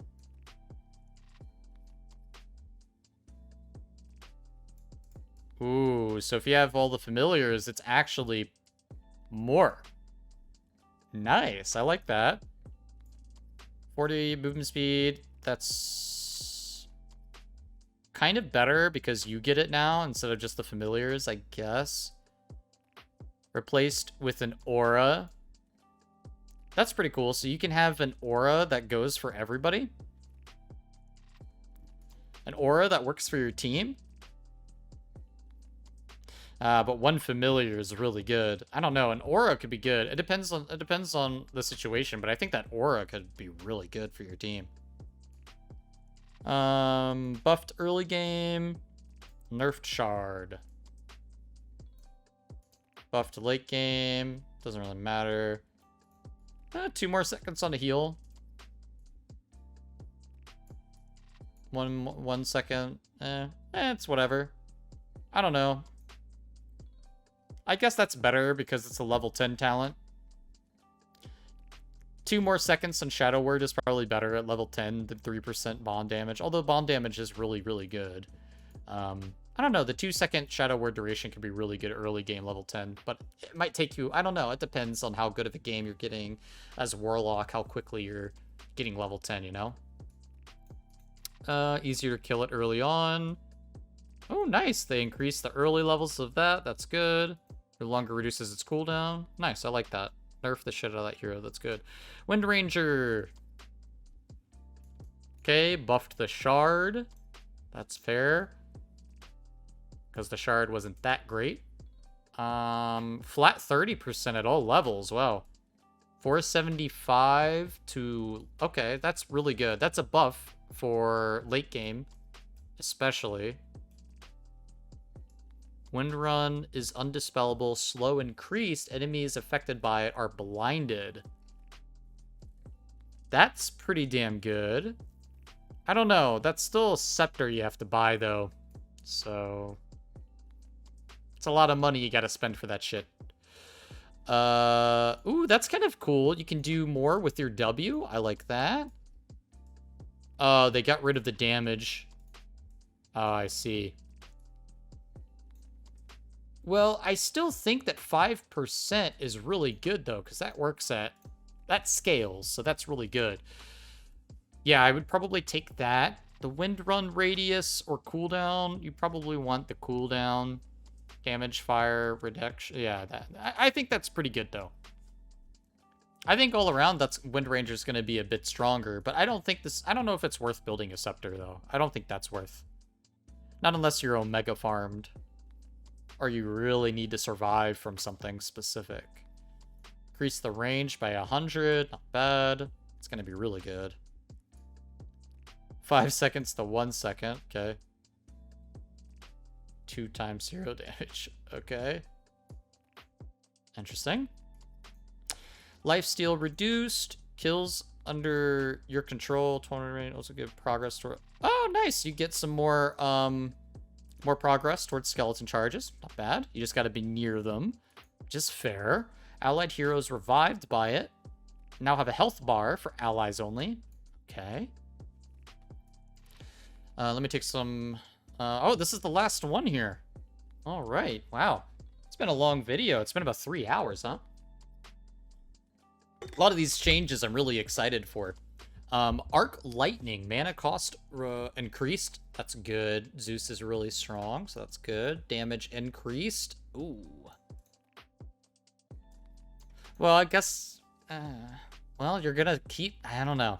Man, I don't know. That makes Zeus pretty strong, I think, but... Okay. Oh, what we got here? No longer a basic ability, now granted by Shard. Whenever Zeus attacks or casts an ability, it deals... That's his Shard now. Oh, that's why they're doing that. They replaced it with the jump. They did the old switcheroo. Now your E shocks people with the jump thing. Reduces their movement by 100%, attack by 100. I mean, hey... That'll make Zeus more active. I don't know. That's going to be crazy weird. That's interesting. Wow. That's interesting. Plus 1 more heavenly jump target. That's interesting. I wonder how this is going to pay out. Because honestly, static field is... If it's just a shard, it's not that hard to get it. But you do have to wait 15 minutes to do so. And that's like the big downside to it. Because that was really good. But you do have to wait now, and you have to spend gold, and you want to get some other things first, probably. I don't know. That could be pretty cool, though. This could make Zeus a lot more interesting. This could make Zeus a lot more interesting to play. I'm really, really excited for this new patch. Some of the, obviously the biggest things that I'm excited for.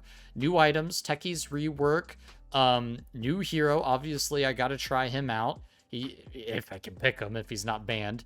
And I gotta try out Doom. I gotta try out the new items. Doom with all these new creep changes, something that I'm really looking forward to. I really wanted to try out Axe. Axe looked like it was a crazy rework. And Dazzle. Dazzle and Axe are going to be pretty interesting. And yeah, I don't know. Brewmaster seems really like... Ooh, that seems really crazy. Clink seems like he could be really strong because you can get the creep abilities as well. Crystal Maiden seems like it's going to be really strong with Juggernaut. Being able to use this. I mean, there's just so many interesting things this patch. I'm really excited to see what's going to be really meta here. I'm really excited to see the new hero stuff more than ever. Hopefully I can pick them. Hopefully you guys can pick them.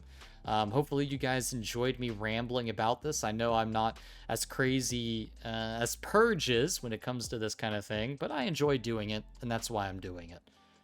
But hopefully you guys enjoyed it as well. Anyways, I'm Artorigold with LFG, and this has been the new patch 7.31 video. Just going over the update, all the changes, my reaction and thoughts on all of it.